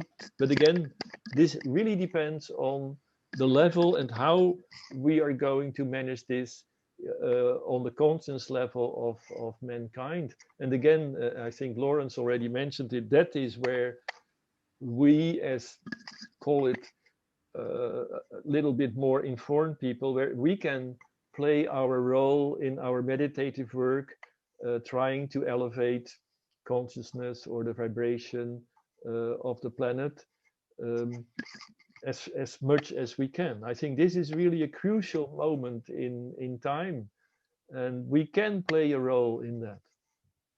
Yeah, and certainly men and women of goodwill are really increasing in numbers and in power and getting their voices heard. So there is an opportunity, and I think what's really interesting about the symbolism Chris was talking about, whether the time is right, it will depend purely on human consciousness, how we're using the new fires, the Shambhala impact. The Tibetan does say that electricity is inaugurating the new age, and it will go a step further if the time is right, and if it's not, then fair enough too. But the actual philosophical implications of Safire, I think, are going to be demonstrated to our participants by the talk that we're going to show next, after we've had a 5-minute break, because he really gets down to what the important thing is about this experiment, in that it shows that we live and move and have our being within greater cosmic entities. And to have an astrophysicist talk about that in such clear and compelling ways is really inspirational. So I hope you'll all enjoy watching that.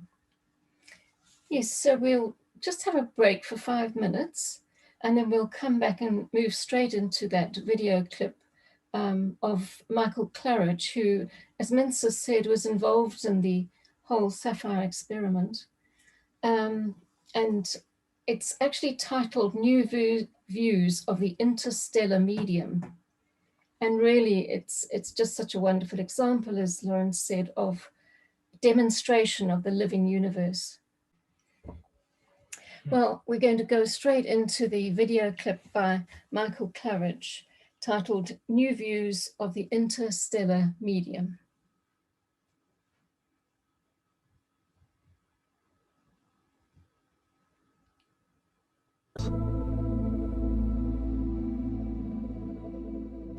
We are at a very exciting time in astronomy. If all goes well, our children's children will say things like, "Oh, I wish I was there at the beginning of the 21st century when astronomy was being rewritten. What was that like?" Many of astronomers' pet theories like dark matter and black holes are headed for the dustbins. And this is partly because of new data coming back from the interstellar medium, from the Herschel and Planck telescopes. As we collect more and more data from ever more awesome telescopes, there's a notable confusion if we are looking at biological images or astronomical images. One of these is a micrograph of a cell. One of these is new data from the interstellar medium. Same. One from the interstellar medium, one from the world of cells. Same thing, interstellar medium, world of cells. This is my favorite. Two of those are from the world of biology, two are views of something going on in our galaxy. So this is not an accident that they look the same, and it's not an artifact of our instruments. The reason these two worlds look so similar is because in many ways they are similar. We live in a living universe. The cosmology that we grew up with is dead. And I don't mean dead as in over with. I mean it only talks about dead things. Stars are supposedly dead. Galaxies are supposedly dead. The whole universe is supposedly dead. And only you and I are alive. Only you and I. The profoundness of this absurdity needs to be re-examined. Astrophysics will be stuck until it can acknowledge that the objects it studies are alive, just like you and me, and our little cells. I knew my cells were alive before anybody showed me a movie of it. I also know that stars and galaxies are alive before anybody shows me a movie of it. That's mitosis, cellular division. When I was looking at the left-hand one, I just happened to see the right-hand one in somebody's astronomical catalog, and I'm like, where have I seen that before? This is an image of an animal cell, and it's what you would see with your eyes, with a visible light. And when I was young, I was told that all those little functional pieces, mitochondria and the Golgi apparatus and the lysosomes and all those functional pieces, I was told that they float around randomly in an unorganized sack of water. And it was assumed that random, purposeless motions were somehow accomplishing all the required millions of complex biochemical reactions for cellular life. For example, if new amino acids came in from the right-hand side of the cell, but they were needed on the left-hand side to do something, that somehow they would just meander over to where they are needed. And it was actually known that random diffusion was about 1 million times too slow to account for the speed of biochemical reactions, but it was forbidden to propose any model where the cell actually knew what it was doing and why it was doing it. Then, in the 90s, we developed fluorescent dyes to attach to a different set of biological molecules than we could see before. And that's what the cell looked like. I was in graduate school when this work was being done at a different place, and everybody is like, what are we looking at, right? And then after just a few years of research, we uncovered that these different filaments on the right-hand side, they're actually holding together all the pieces of the cell and moving all the pieces of the cell around. And by watching further, we could see that raw materials like amino acids or whatnot, when they're brought into the cells, they're packaged together and they are brought to where they are needed by the cell. And so this is an example of computer animation. But I remember vividly when we started to see the movies that this is based upon, the data, and it just changed everything about how we understand how cells work. So in other words, the entire description of life at the cellular level was turned on its head, and what was assumed to be random and purposeless, we could now see was a carefully orchestrated and purposeful activity. And just to be clear, the old view that cells could function through random motions of molecules, that theory was never proven, and in fact, all the evidence we had said that it couldn't actually work. But the random model was vigorously defended for years since, well, It's assumed we live in a random, purposeless universe. And it took the invention of new microscopic techniques for the diffusion model to be proven false. In other words, we had to see it with our own eyes. Now, we can only build models from what we see. And for example, if we could only see our bones, so say we couldn't see our viscera or our muscles, then we would say things like, oh, there's a lot of empty space in the human body. And we would say that the bones move around because of random air currents and crashing into other bones. But if we can see muscles, then we can develop models where we say that the bones are being moved by the muscles for the purpose of moving the body about. This is an image that we're all familiar with. It's what we see with our eyes when we point a telescope at the night sky. We see one point of light, then a lot of empty space, and then another point of light, and a lot more empty space. And since this is all that we saw, modern astronomy built its models upon this picture. I recall one assignment in school where we had to take the known distances between stars and the known sizes of stars, and we had to prove that it was impossible that two stars could ever come close enough to touch each other. And I used to hate those assignments where you had to prove we live in a disconnected universe. And you still hear this way of talking.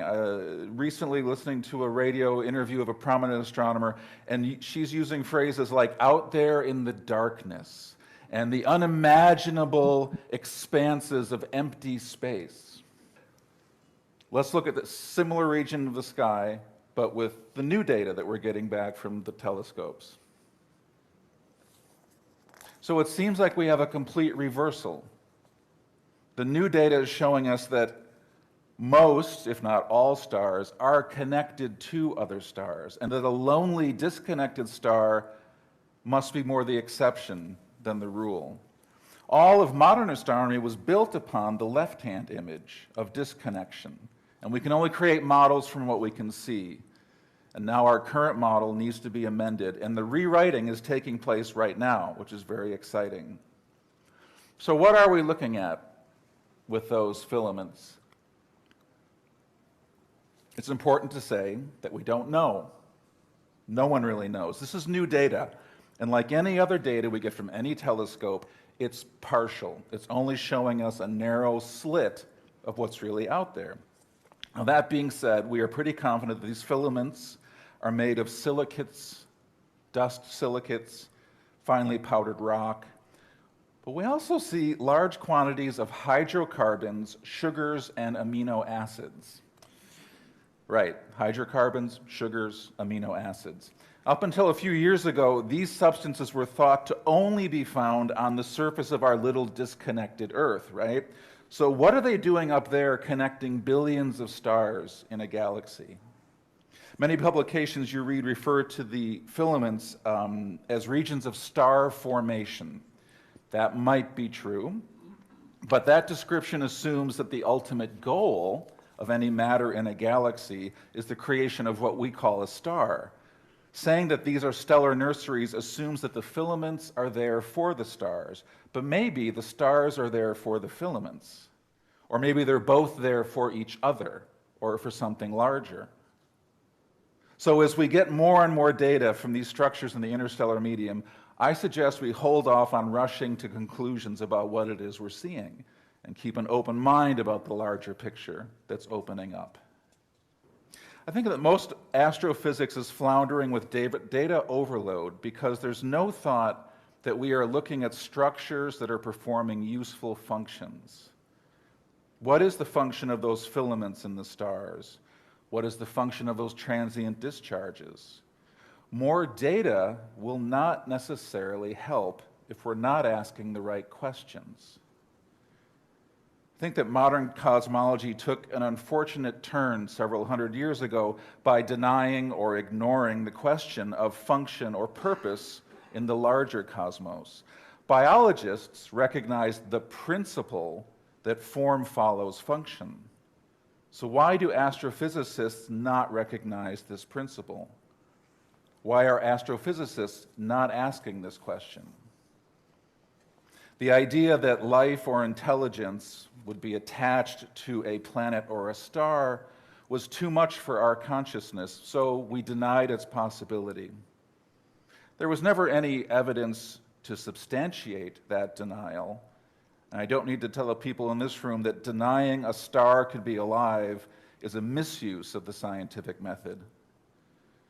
In the last 2 generations, we've developed telescopes to show us galaxies, billions of galaxies, trillions of stars, and then we promptly declared them all dead and having no purpose to themselves or to anything else. I would propose that that blindness of ours can in a large part be explained by the limitations of our perceptions. Each of us, each person on Earth lives for about 80 years and can only directly perceive several miles of his or her surroundings. Galaxies exist for tens of billions of years and are so large that it takes light 100,000 years to go from one side to the other. So what can we possibly directly perceive about a galaxy, given this almost unfathomable difference in our duration and size? If you work through the numbers, each of us stands in relation to our galaxy as a single electron stands to your body. So imagine that each of us is an electron within a molecule, within a blood cell, somewhere in a human body. And further imagine that your whole electron life comes and goes in a millionth of a second. I lost page 10. Interesting. It's the universe wanting you to improvise. So each of our lives goes, her whole life, my whole life, millionth of a second in this analogy I'm creating. And then all of human history, all of known history would pass by in a thousandth of a millionth of a second, right?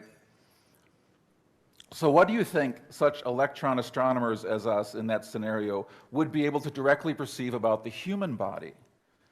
I'm not saying that the electron astronomers would get the physics wrong. I'm saying, would they understand what they're seeing? So we astronomers are handicapped in just such a way when we try to study stars and galaxies. We live in a world that is part of a much larger world, that is itself part of an even larger world, and we have within us smaller worlds made of still smaller worlds. And to know these worlds as they appear to themselves requires that we change our perceptions and probably also change the quality of our emotions. When I make an effort to directly perceive the sun or the earth, I notice a subtle shift, whether I'm in a place of gratitude towards the sun and the earth. To overcome these limitations of perception, more data alone will not necessarily lead to a deeper understanding. Another new telescope will not all by itself elevate our perceptions and feelings. We should also ask, how do I elevate my perceptions, my feelings, my senses? Many of us have had at least moments of elevated perception. That's why a lot of us became scientists in the first place. So if any of you would like to discuss this further, come find me. Happy to talk.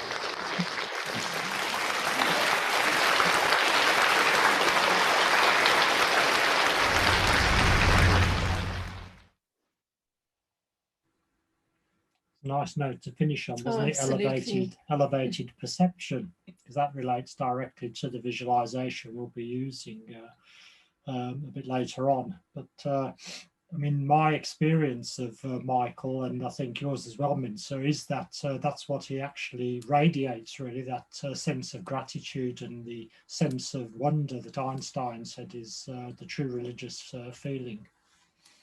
Absolutely. Absolutely. Laurie, do you have any comment at this stage you want to share? I thought that was wonderful. Yeah.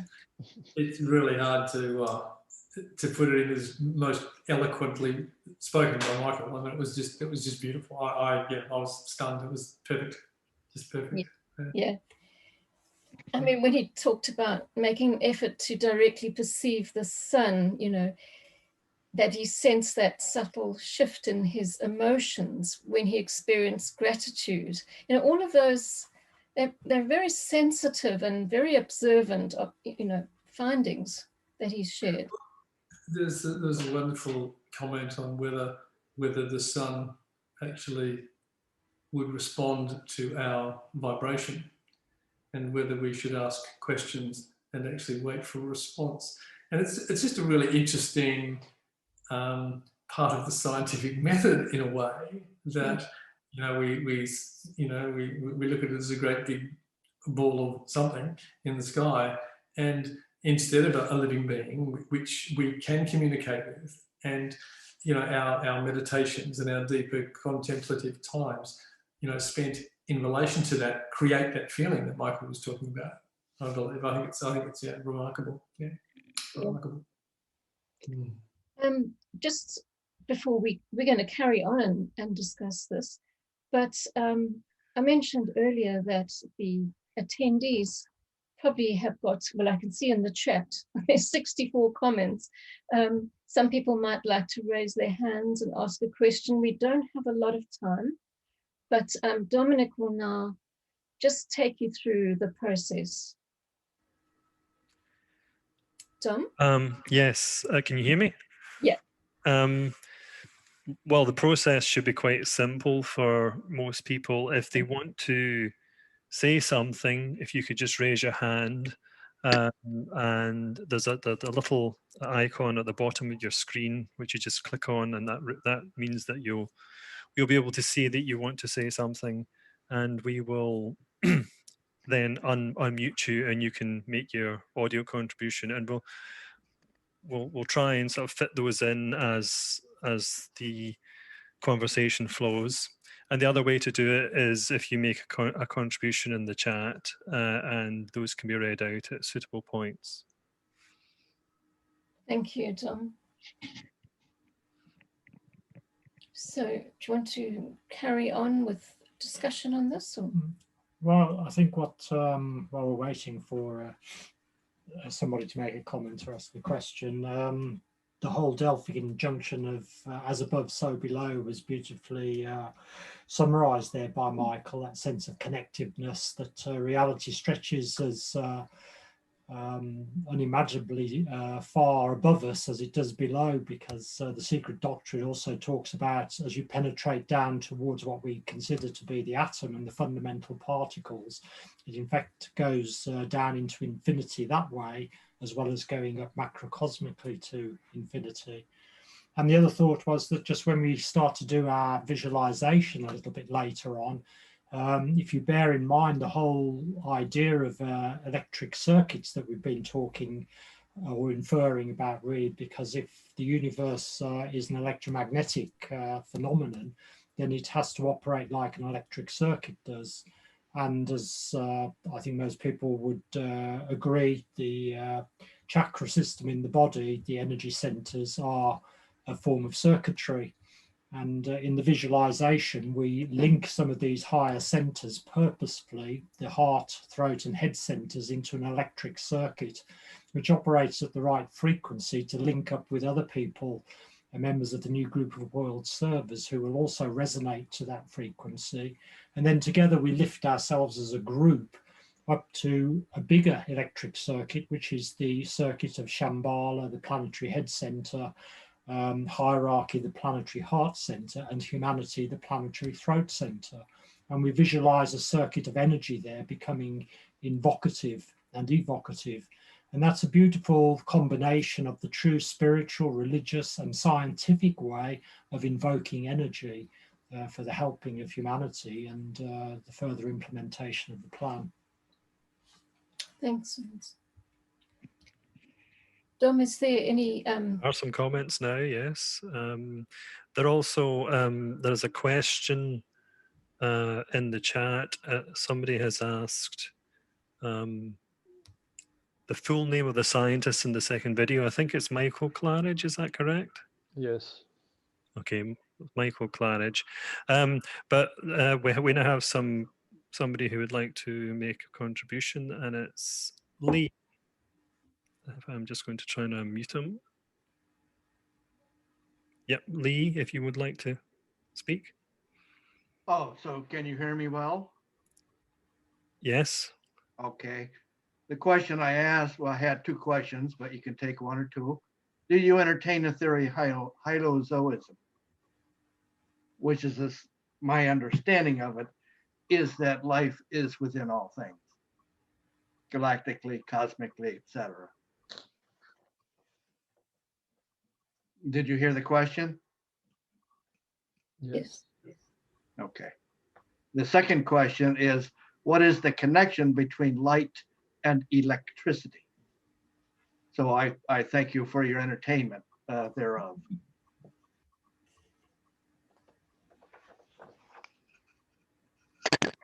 I'm done with the questions. Yes. Thanks, Lee. All right. Are there any?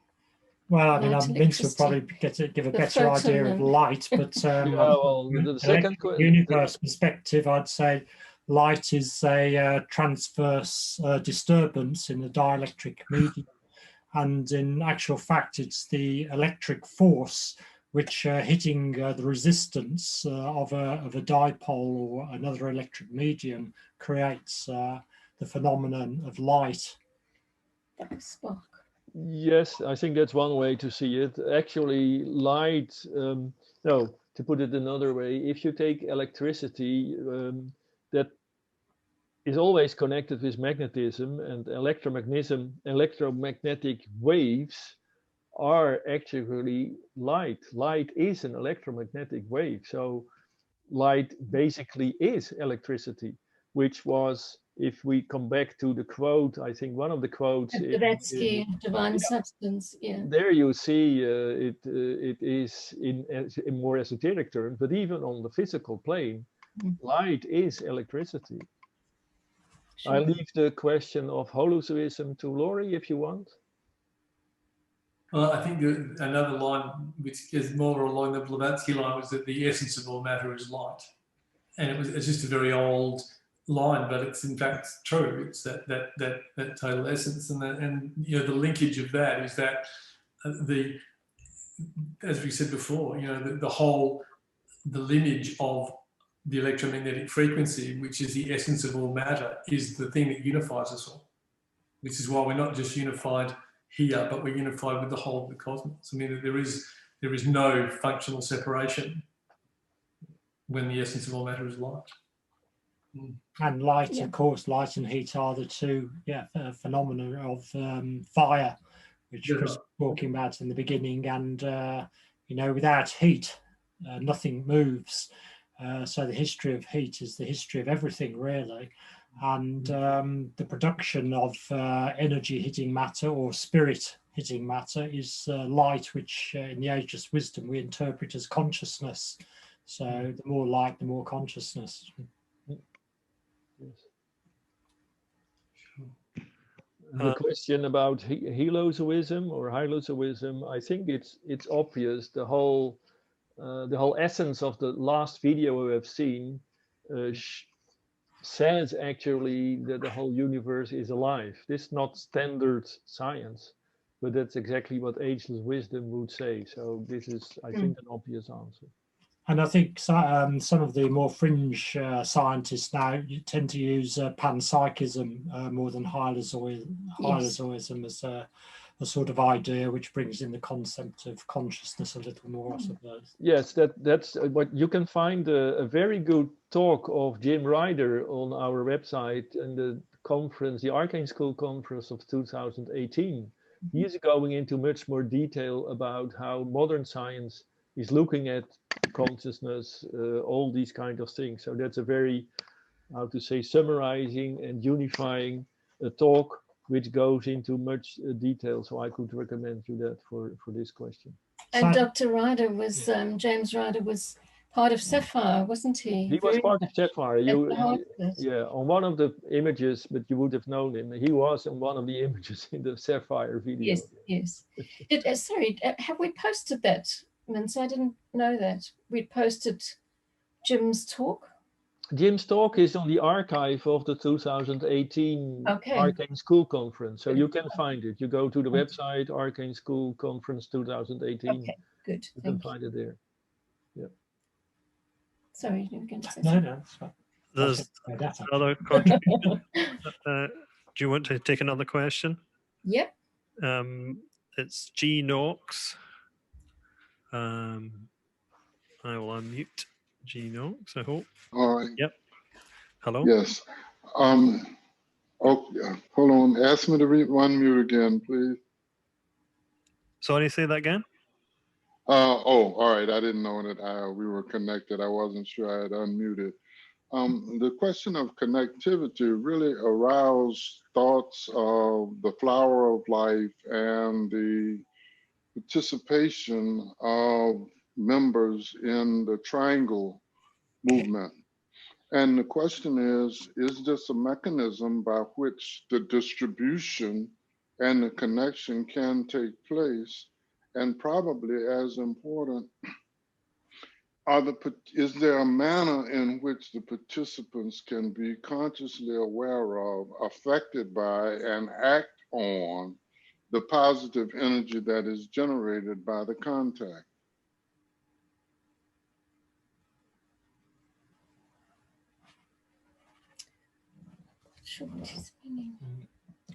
There's a lot we could say about the flower of life, but I don't want to hog the time, so perhaps Laurie or Mintze might have something to There's a really interesting comment that says the information rather than the intensity of the signal carrying it is important for interaction with universal neural networks. I think when we get together with triangles and when we get together with our contemplative groups and the new group of world servers, we are setting up a universal neural network, and that is harmonizing us to each other, and it is harmonizing us to the planet, and it is harmonizing us with the hierarchy. And I think all of those facets are really, really important, and they help to modify what's going on within this creative space on the earth, and we're helping humanity in that way by doing what we're supposed to be doing, which is linking together as one body, which we are anyway, but just the line that it's the information, so it's what we're actually putting out rather than the intensity of the signal carrying it, rather than the electromagnetic field, is important for the interaction of the universal neural network. So by doing what we're doing, we're creating this incredible bond globally, even though, some of us have never met, but we are one in that space. And I think that's it's a beautiful. It comes back to resonance, doesn't it, again? That we are resonating at a certain frequency together. We don't have to be doing the same meditations or whatever. That is not important as long as the motive is right. Absolutely. Dom, is there anyone else?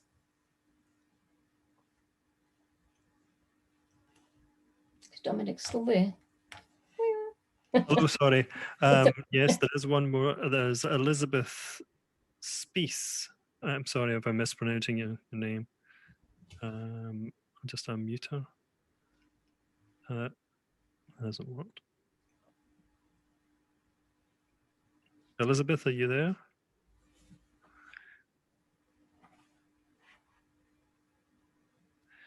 I'm trying to unmute her, but it doesn't seem to be working. Maybe she could try to unmute herself. Here we go. Okay, sorry. I didn't put up my hand. Oh, you didn't? Oh, it was a mistake. Nah. Yes. Thank you. Sorry. Okay. Yeah, okay. And now Shide Perea. Let me just... Let's see.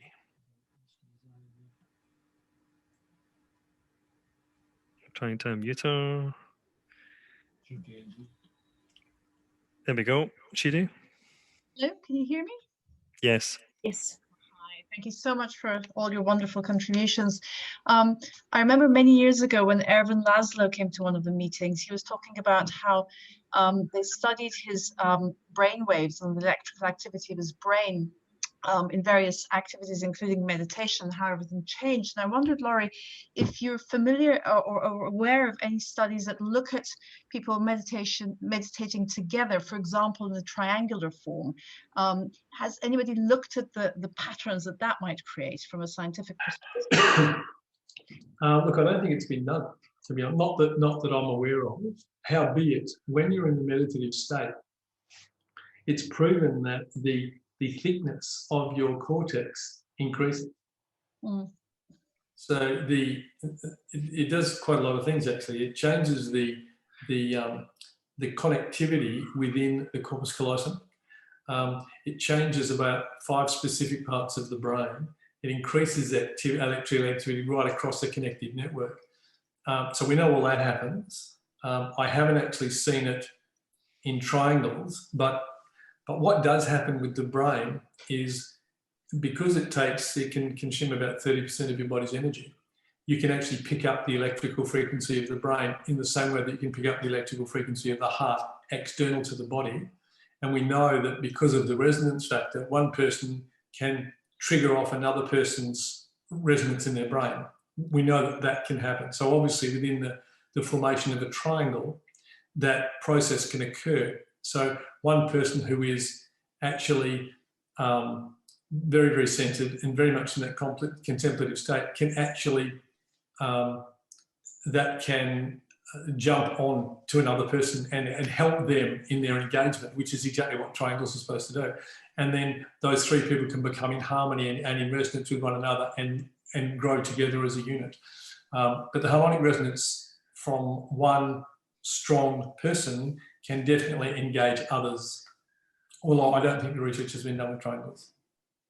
Thank you. I guess there may have been done in other forms of group meditation, I suspect, but I'd not heard of anything in the triangles. No, I agree.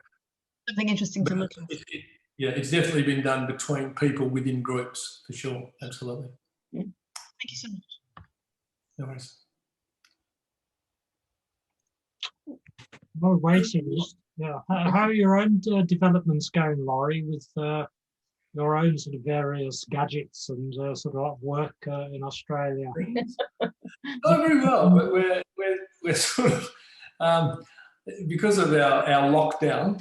Unfortunately, we're as locked down as everyone is locked down. So we can't sort of get together with our group all that often. But we've got there's some totally amazing things going on at the moment, where you can literally deconstruct and reconstruct and change parts of the brain and all that sort of thing. So there's lots of research going on that we've got our sort of fingers involved with. And I think with the advent, as I said earlier, of the quantum computer, which we will all need because we need that mathematical combination, even if IBM is right in saying that when Google said they had attained quantum supremacy, IBM said, no, you haven't. You know, nish-nash between the 2 boys. And IBM said that their computer, supercomputer, could do it in 2.5 days. Well, if one computer can do it in 20 seconds and the other one can do it in 2.5 days, I'll take the 200 seconds anytime.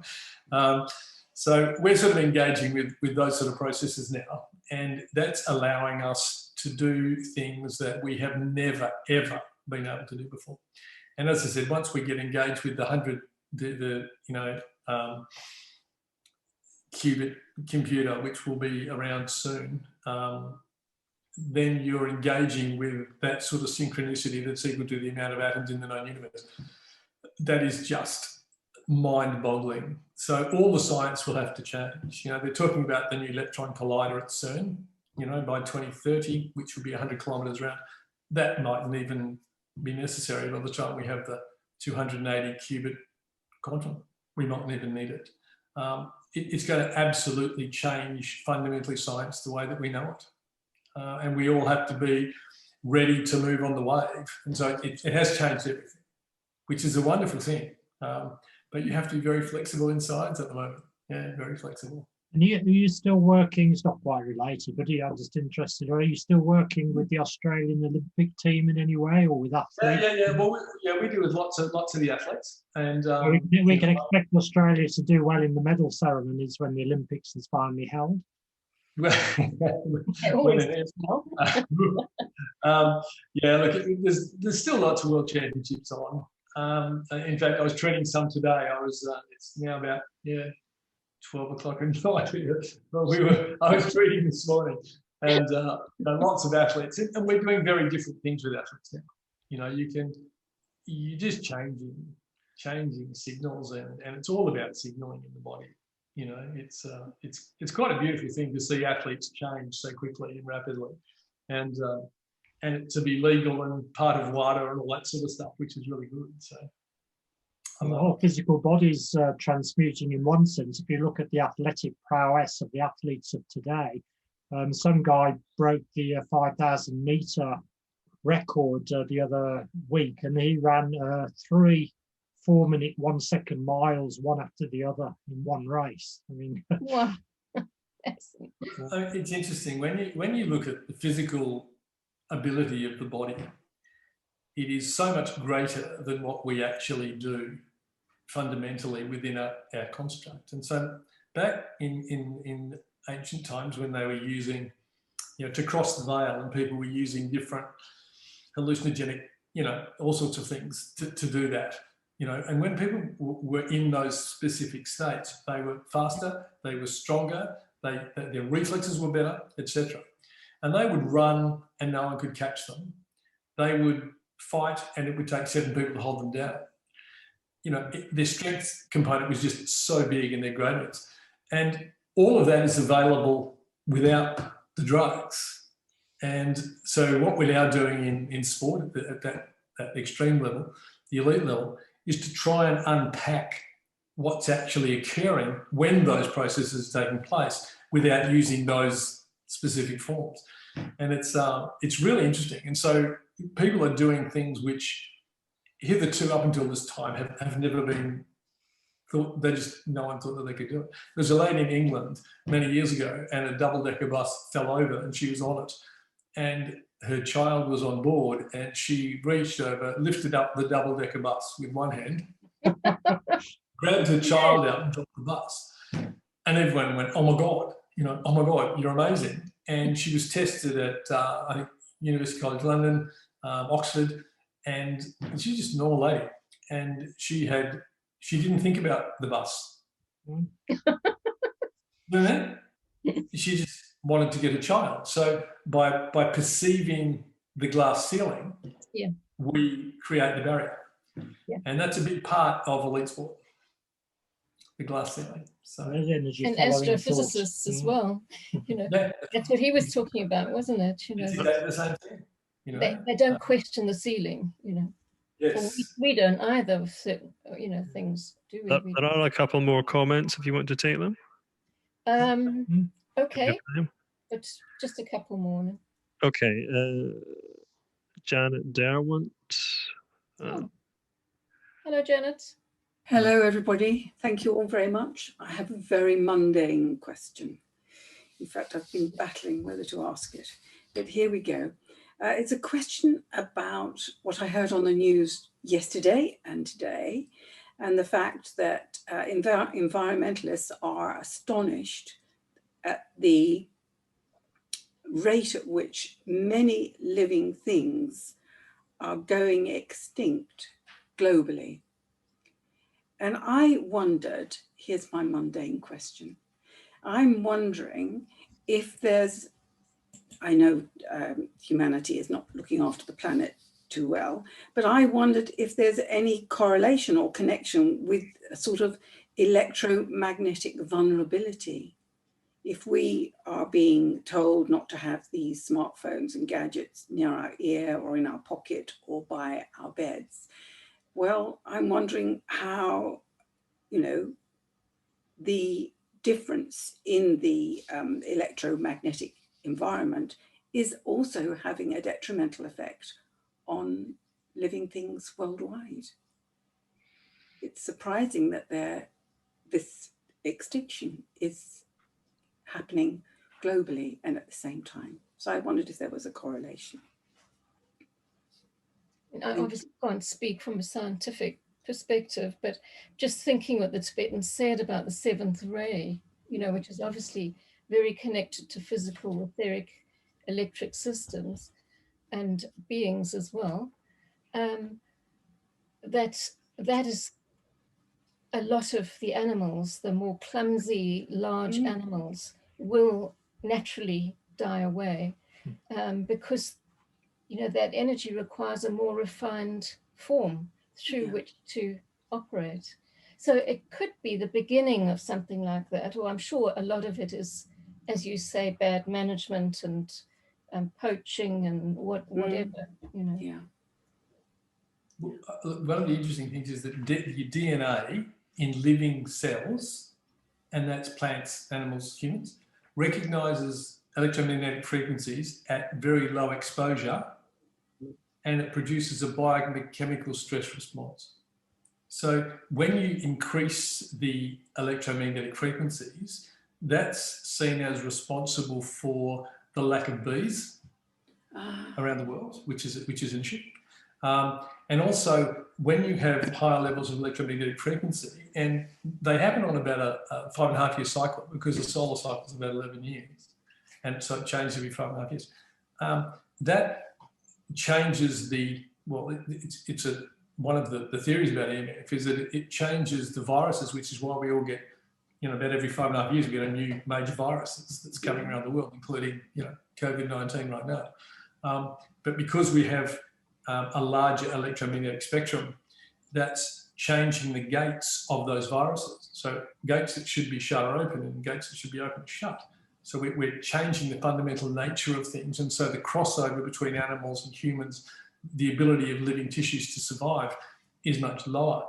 And that's why the research on 5G basically said that, you know, we have to be careful because all living matter is being affected by this increased electromagnetic frequency, which is now being measured at 150 instead of 7.93. I agree with your idea. Yeah, totally. Thank you. Dom? Yes, there's another question from Kate A. Hold on. Let me just unmute you. Oh yeah, here we go. Hi, yeah, hello. I was interested in what you were talking about the ethical business blueprints of the new energy, and how far advanced that is in terms of the moral technology that you're talking about, how it can be introduced without being abused. Can you hear me? Yes. Yes. Oh, sorry, yeah. They're just reflecting. Just checking my sound was working.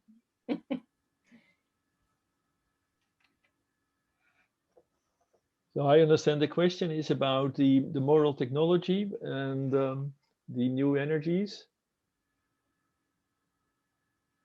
Yes, so you talked about that alongside the new free energy that's being like prototyped, there has to be some kind of ethical blueprint for it in terms of like a moral technology. I think that's the word you use.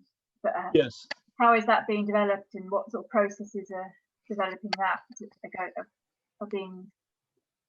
Oh well, I think the website which I showed you, it's the New Energy Movement or the New I Foundation. Both of them, they go in much more detail. Actually, the term of moral technology comes from Rudolf Steiner. He was the one who coined that term at first.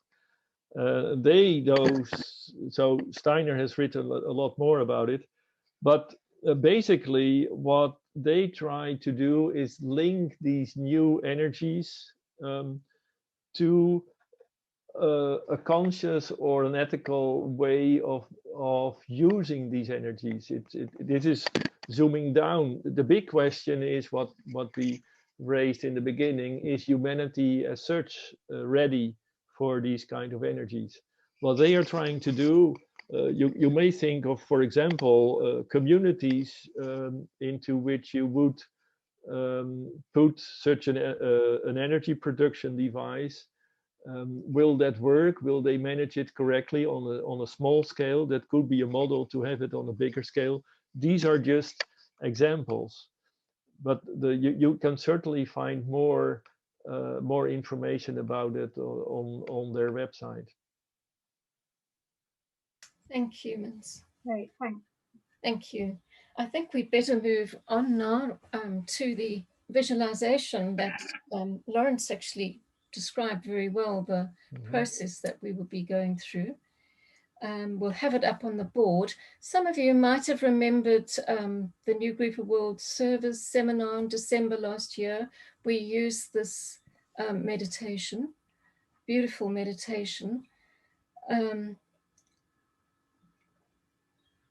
Evoking the power of the one life. It gives us an opportunity to work with the synthesis energy that I spoke about right at the beginning of the conference. And for we know transmutation can only occur where there is circulation of energy. So this is what we will be practicing as we go through the visualization. Let's just have a look though at the law of group progress. And the Tibetan says that it refers to a type of energy which is producing the coherence of units in a group, thus forming them into one living organism. And it's also called the law of elevation, which concerns the mysteries of group realization, expansions of consciousness, and the part each unit, each member plays in the general progress of a group, and consequently in humanity.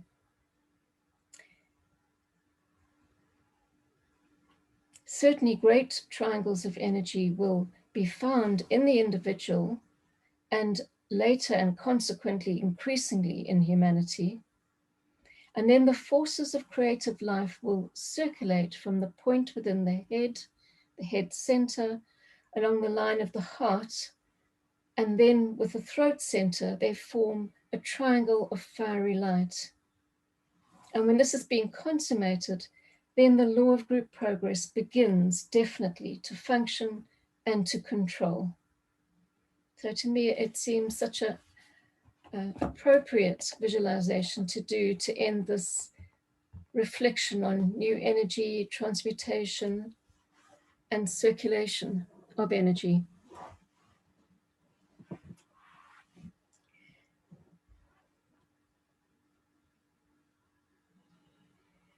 Alignment and circulation of energy.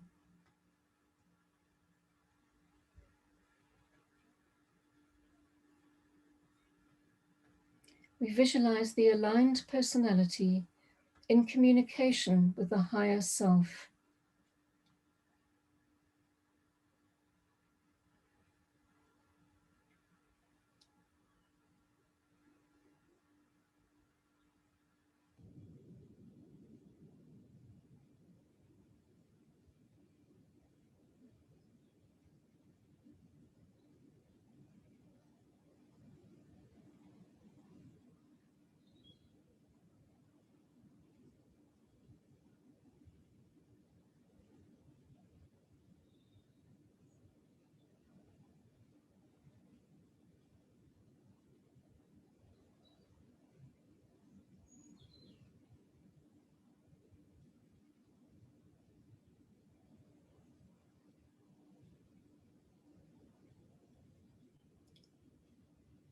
Sense the forces of creative life pouring down from the higher self and circulating around the etheric head, heart, and throat centers to form a triangle of fiery light.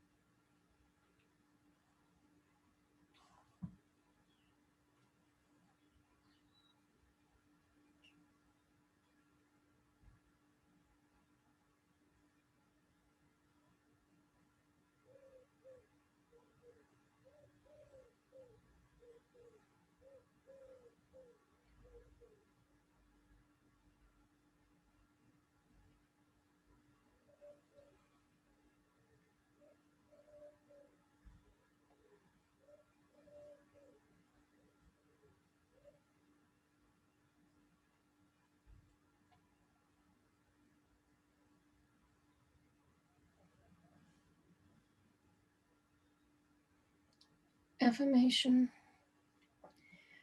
Let the energy circulate and the law of group progress control.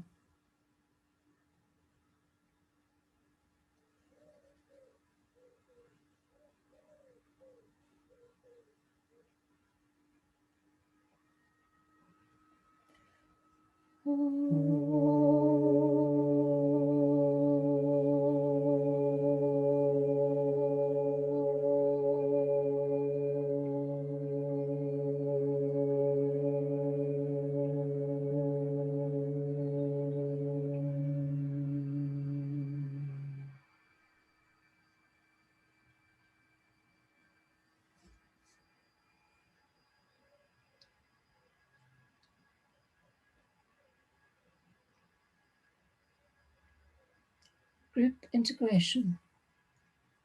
We visualize the law of group progress, energizing and cohering all true servers into one living organism.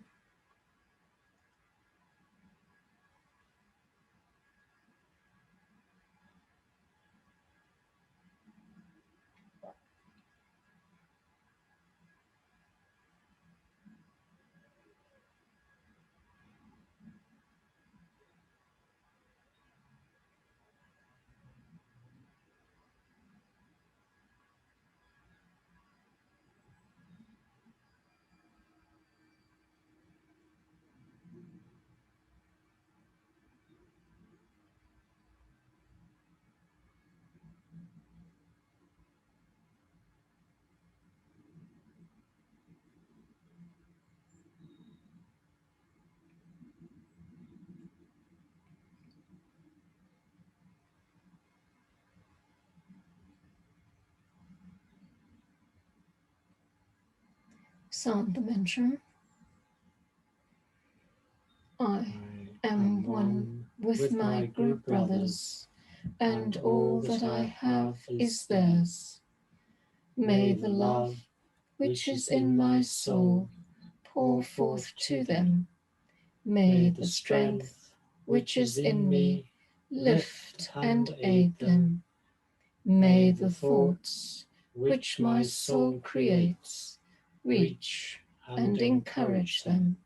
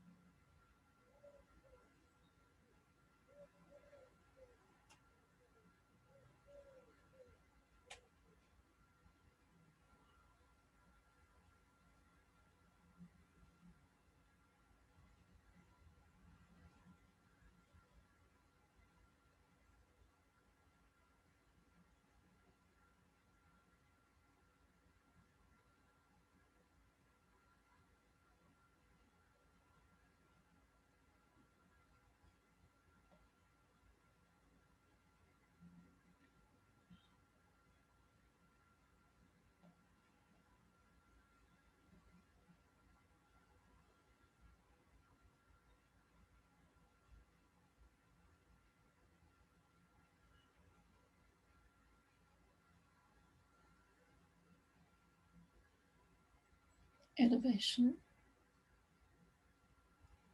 The effect of the law of group progress is elevation. Imagine the group consciousness responding to this effect and rising as one to the mountaintop of initiation.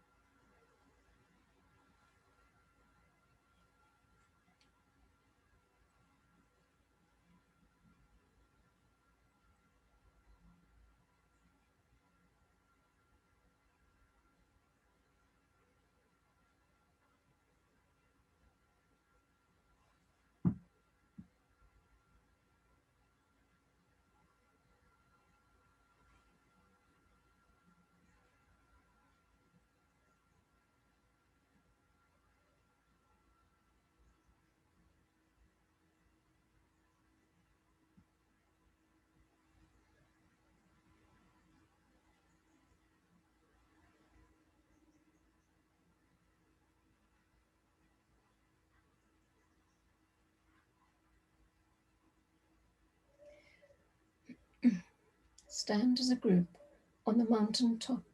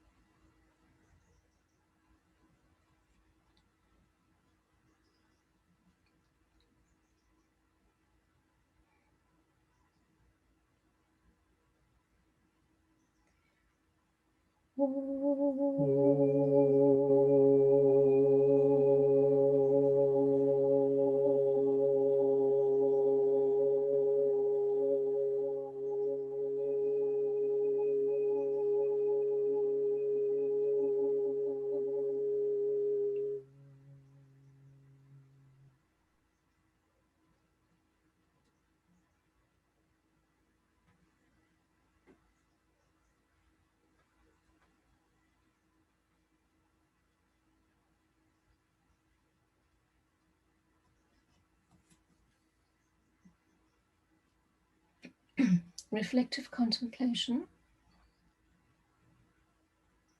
The law of group progress, sometimes called the law of elevation, concerns the mysteries of group realization, expansions of consciousness, and the part each unit plays in the general progress of a group.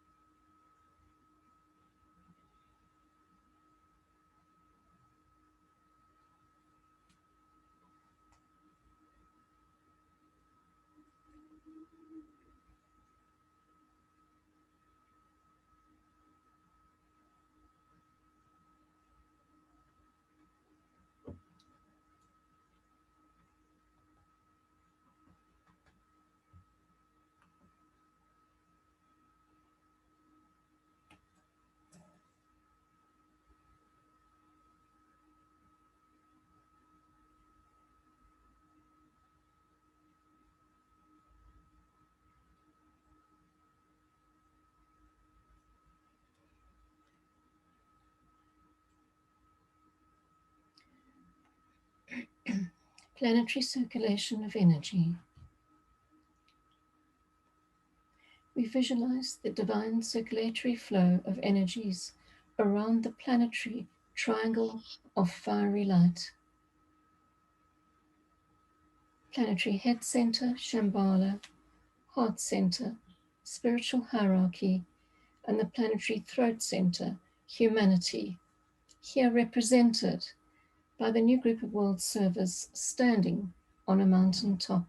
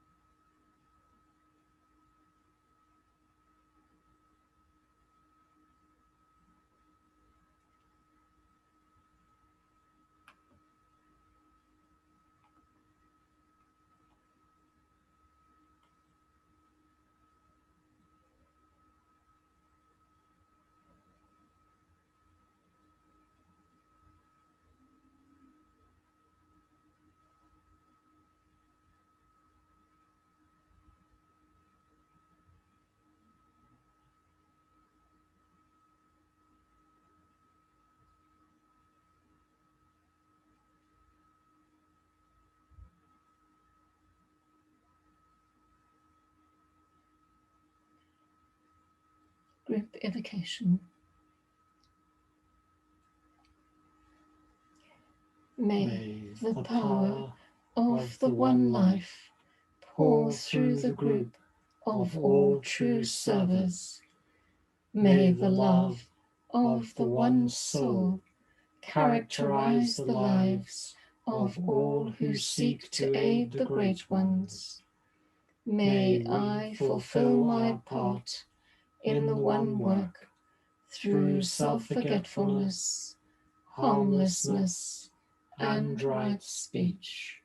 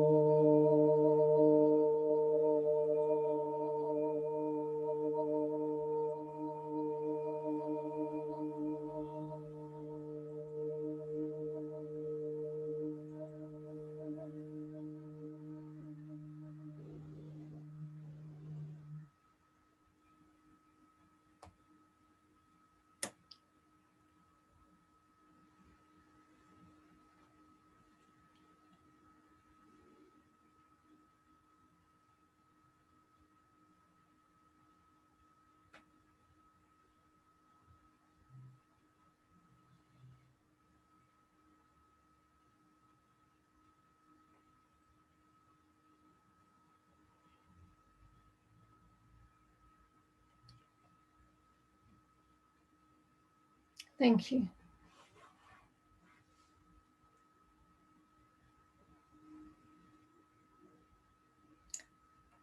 So it's time to say farewell now, but I'd like to really thank Laurie Farrow and Mintze. And Laurie, it's after midnight now, and you're still with us, still smiling. Thank you for your wonderful contributions. And also to all of you who have joined with us this afternoon in reflection and discussion on the theme. It's really appreciated. And it's a huge theme to cover, and we hope that it's been helpful to this whole debate about energy and ethics. Perhaps one day we'll understand that transmutation is central to our planetary service. Before we go, I'd just also like to thank Florian from the Geneva Center for his technical help. Thank you, Florian. And to Dominic as well for taking us through the questions. And hopefully we'll meet you at another Lucis Trust meeting in the future. And if you'd also perhaps at the World Goodwill Seminar on Saturday the 14th. Adios, goodbye. Thank you. Bye-bye. Cheers, Mintze. Right. Thanks, Laurie. Thanks, Mintze. Yes, see you guys.